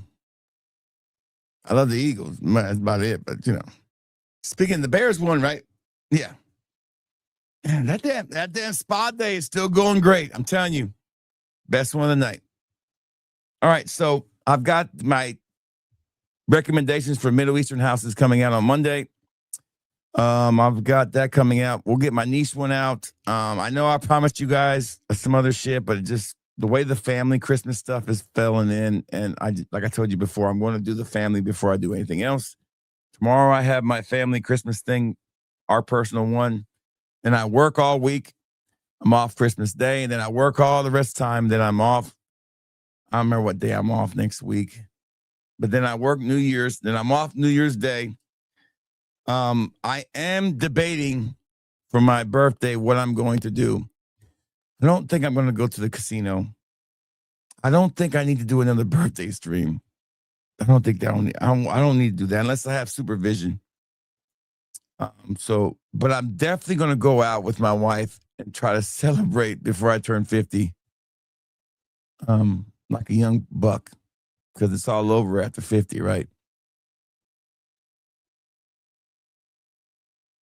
Do I feel 50? No. When my back was hurting, I did.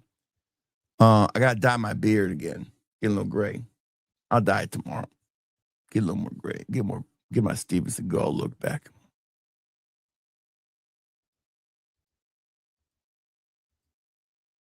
Gummies are not till May. I will definitely be in Gatlinburg, and I'll pick me some up. Peace out, Spence. Have a good night, brother. Do I have another haul coming in? I will probably do a first impression short on the new M. McAleef that I got in.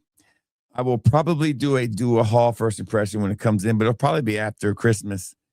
I don't plan on purchasing. Oh, I'm sorry. We will have a first impressions on the new Sexy Dirty Bastard, which is not me, but the new fragrance from Curly Fragrance. Like I said, I did purchase it. It is available for sampling on the website.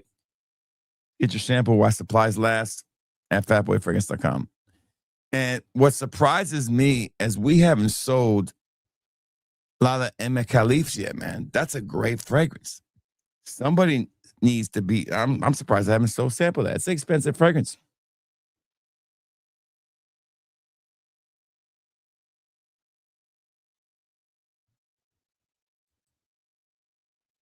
I'm not taking no methylene blue. I take a blood pressure medicine and a which I don't need to take half the time. I just like the fact it makes me pee. I like to pee. So, but yes, good, awesome. Well, you're right up there with me then. Good night, Stacy, and thank you for hanging out with us. We appreciate it. We love new folks. Make sure you subscribe and come back. Yes, Robert, good to see you, brother. Happy Christmas. Merry Christmas to you, too. Latafa Unlimited. Do I have that one? I don't know if I have that one. Do you guys have that one? The last Latafa I bought, I don't know what it was. But I have a lot of Latafas. I might have maybe 57 Latafas, 58 or 59. I will probably have no more streams before Christmas. I have content. I don't know. Just depends. If I get them, I'll get the. I might just hold off the McAleaf until I get the Sexy Dirty Bastard. Do them all together. I'll do the samples, but I won't actually spray it.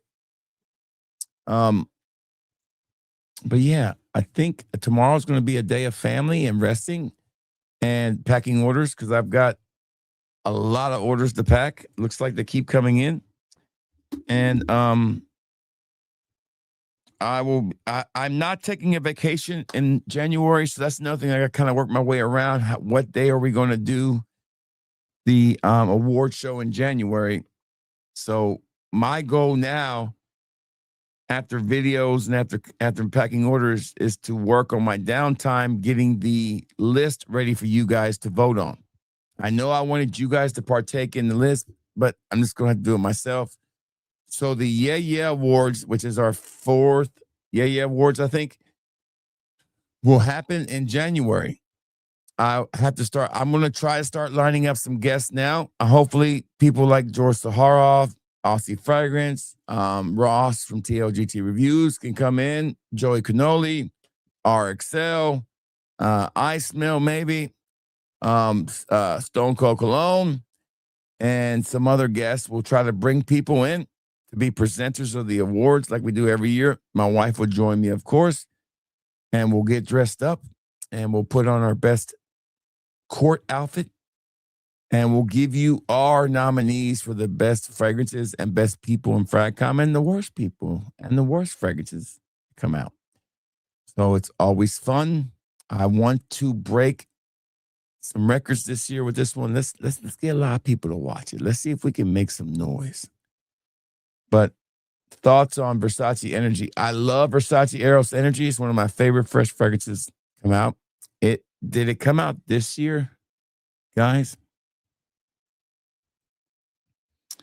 I'm trying to see fragrant. Let me look it up. I can't remember when Eros. I think Eros Energy came out this year.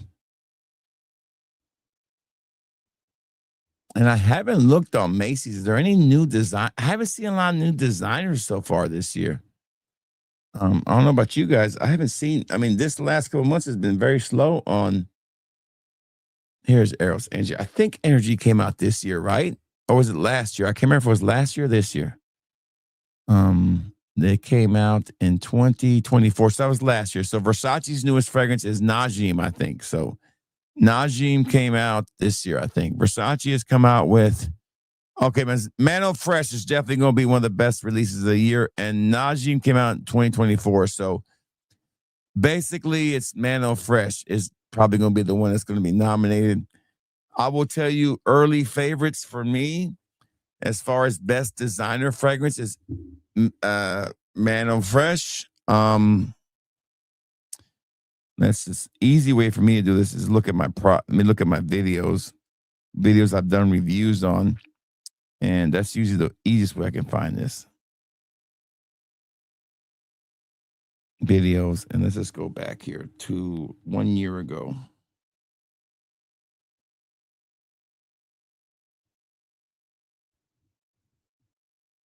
All right, so here we go. So basically, we've had probably also the one that's probably going to win it for me. It's going to be the Aqua de Gio Elixir.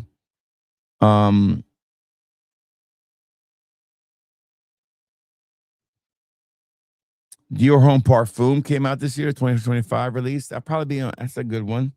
Don't know if it'll win. Coach Black, the black coach, that's gonna be really good. That's not racist either. 1 million gold elixir came out this year, and so elixir, and then also came out the new Givenchy came out. Oh, Polo 67 Parfum. One of my favorites is going to be Azaro Forever Wanted elixir. Is definitely one of my favorites this year. There was a new Hermes that came out. Boss bottled citrus.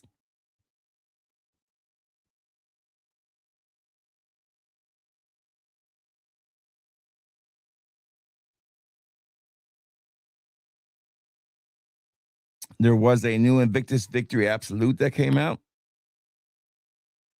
The new Scandal Parfum is amazing, and so is the Mont Blanc Explorer. I wore Mont Blanc Explorer Intense the other day, and I forgot. It's pretty damn good. I do like it.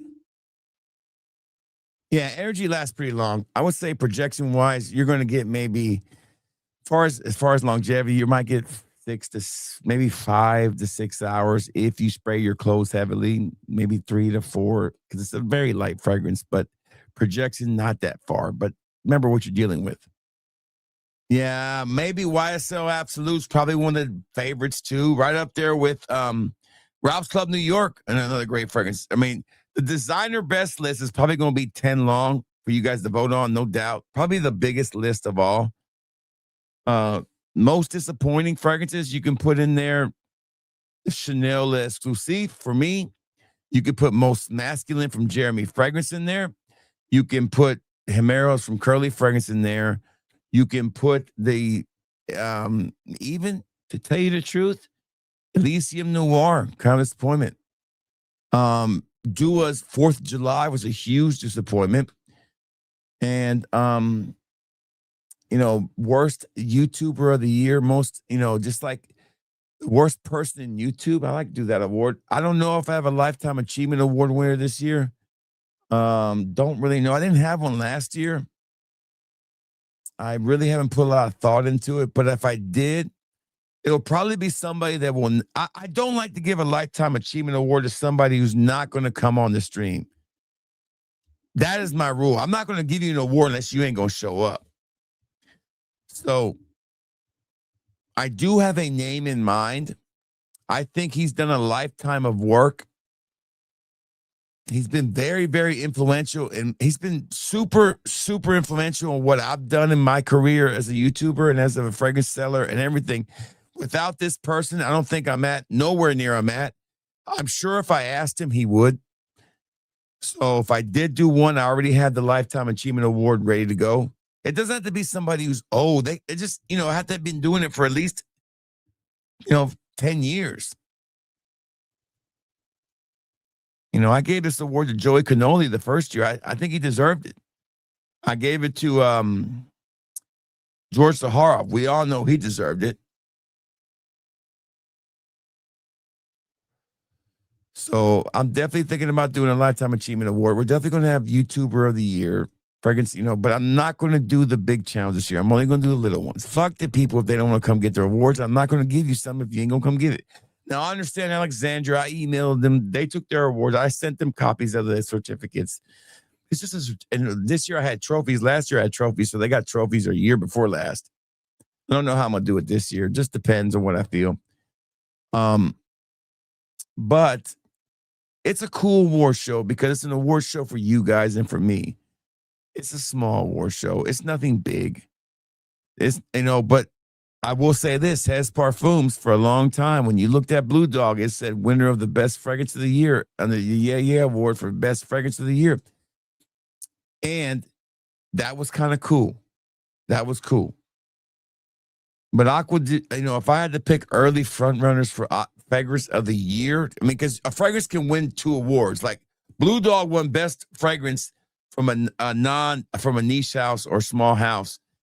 Then it also won fragrance of the year. Man, I picked the fragrance of the year. You guys can vote on who are the final 4. There'll be 10 picks, and I'll take the top 5 from you guys. But I picked the final fucking pick. No, I don't even think you guys do that. I think the fragrance of the year is not even a nomination. I decide that during the show. I make the call on fragrance of the year. That's me, plain and simple. And I haven't been wrong any year. To back. Home fucking run. Fragrance of the year. Blue Dog, home run fragrance of the year.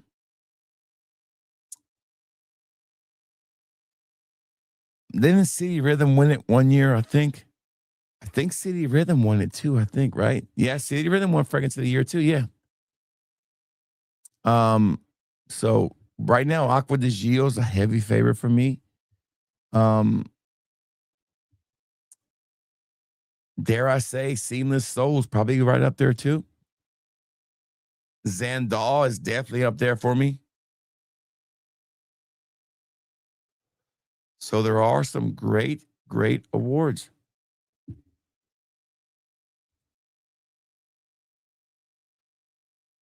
Yes, I own every single one of them. I have all of them except for one. They're all for sampling sale at my website. I have Office, Date, Black Tie, Unisex, Most Masculine, and Club. I don't have that one fragrance. I don't even know who that guy is. We can say who is the copycat of the year. We already know who that is, right? Fucking bastard. Come up with your own shit.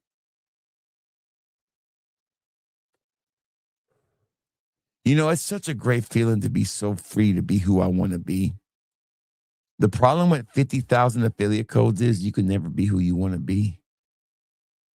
All these people who sell out, they can't say what they really want to say about people. They have to bite their tongue or be really damn coy about it. Me, I don't have to be that way. I don't like Equality Fragrance. He ain't apologized to his fans. I don't give two shits about him. See me walk the other side of the street. Not that I'm going to get physical with you in the physical realm. I just don't like your personality. I don't like your whole vibe. I don't like fake tough guy. Mirror Image has got some finalists for sure. He's a famous fitness content creator who made Frank's review channel this year, and he has high quality content. You should check him out. Who? No, okay, I'll check him out. I'm not big into I don't watch a lot of content. I'll let you guys pick that category most of the time. I don't shit where I eat. I'm just joking. No, I'm not. I don't shit where I eat. That makes no sense at all. The fuck that even mean, Stan?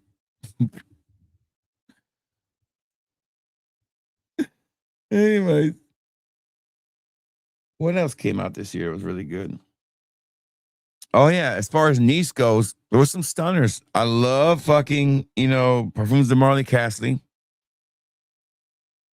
Superman probably going to win the whole Superman House of CI Superman will be nominated for Fragrance of the Year. I will tell you that right now.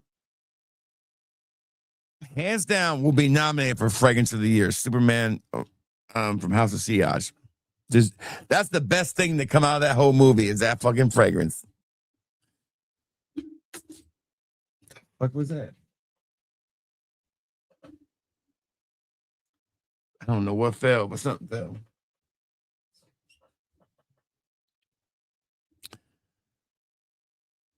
Anywho, another successful 4-hour stream. Told you guys we were going to go a little longer. Damn, it's 1:35. I'm not even sleepy. I'm going to pack some orders. I'm going to go take my dogs out. I'm going to make me a pizza. Little flatbread pizza with some damn, some cheese and onions and a couple pepperonis. This little flaxseed oil bread I got. It's like low carb. Then I'm going to make me a big old glass of sweet tea with Splenda. And I'm going to pack some of your orders, I think. You know what? I might play a little NCAA football. I'm in a football mood. Then I'll do that. Who was that behind me? I know, right? It's a kukui. The kukui's come. Or it might be a little mouse that I ain't found yet. Damn, it scared the shit out of me. The stream deck just did a big ass comment. About to go to bed, Jason. I know. I told you it would be when I'm off the next day. I'll do a stream. I could talk all night. See, what people don't understand about most of these streams is this. want to go back and watch it, right, Stan? In slow motion. You're going to see Pennywise behind me.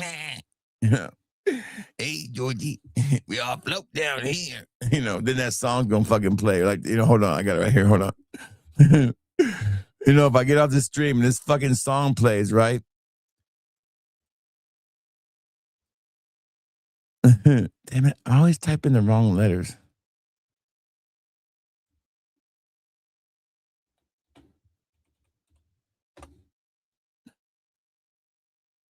This song's gonna fucking play.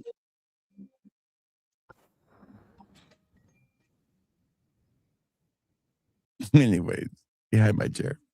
I think that's mine. Anyways, so good night, everyone. I appreciate it so much. Another Quelo, it you love me in the morning. Teacher get the yayo. And my favorite. I have come here to chew bubblegum and kick ass. And I'm all out of bubblegum.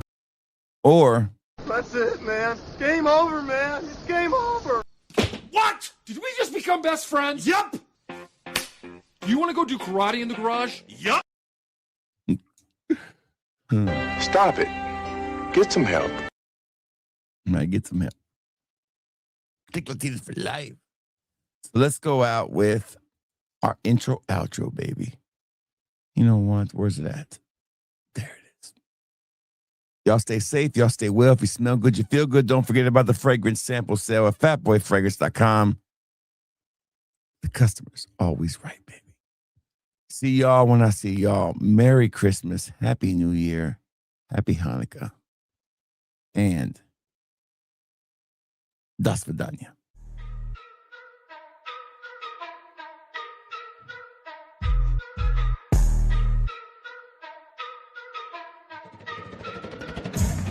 Smell that fat boy, ain't no shilling his set.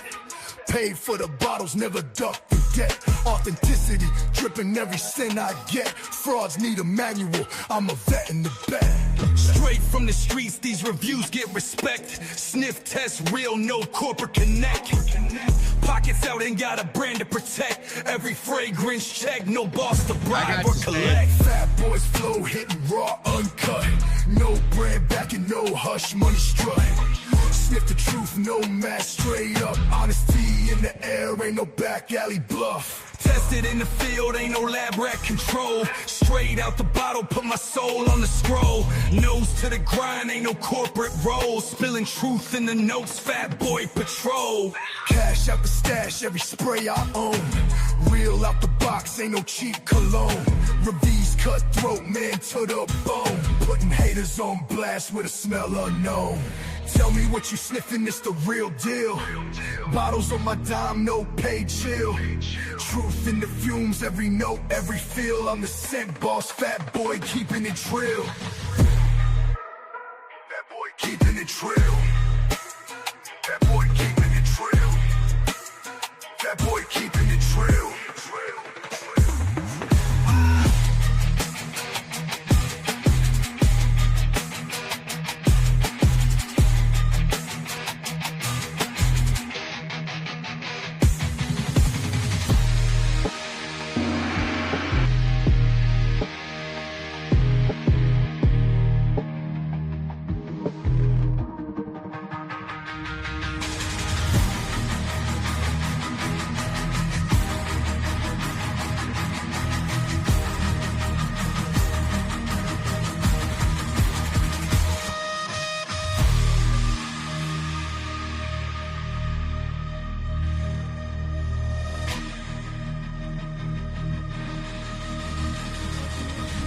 Fat boy keeping it trill.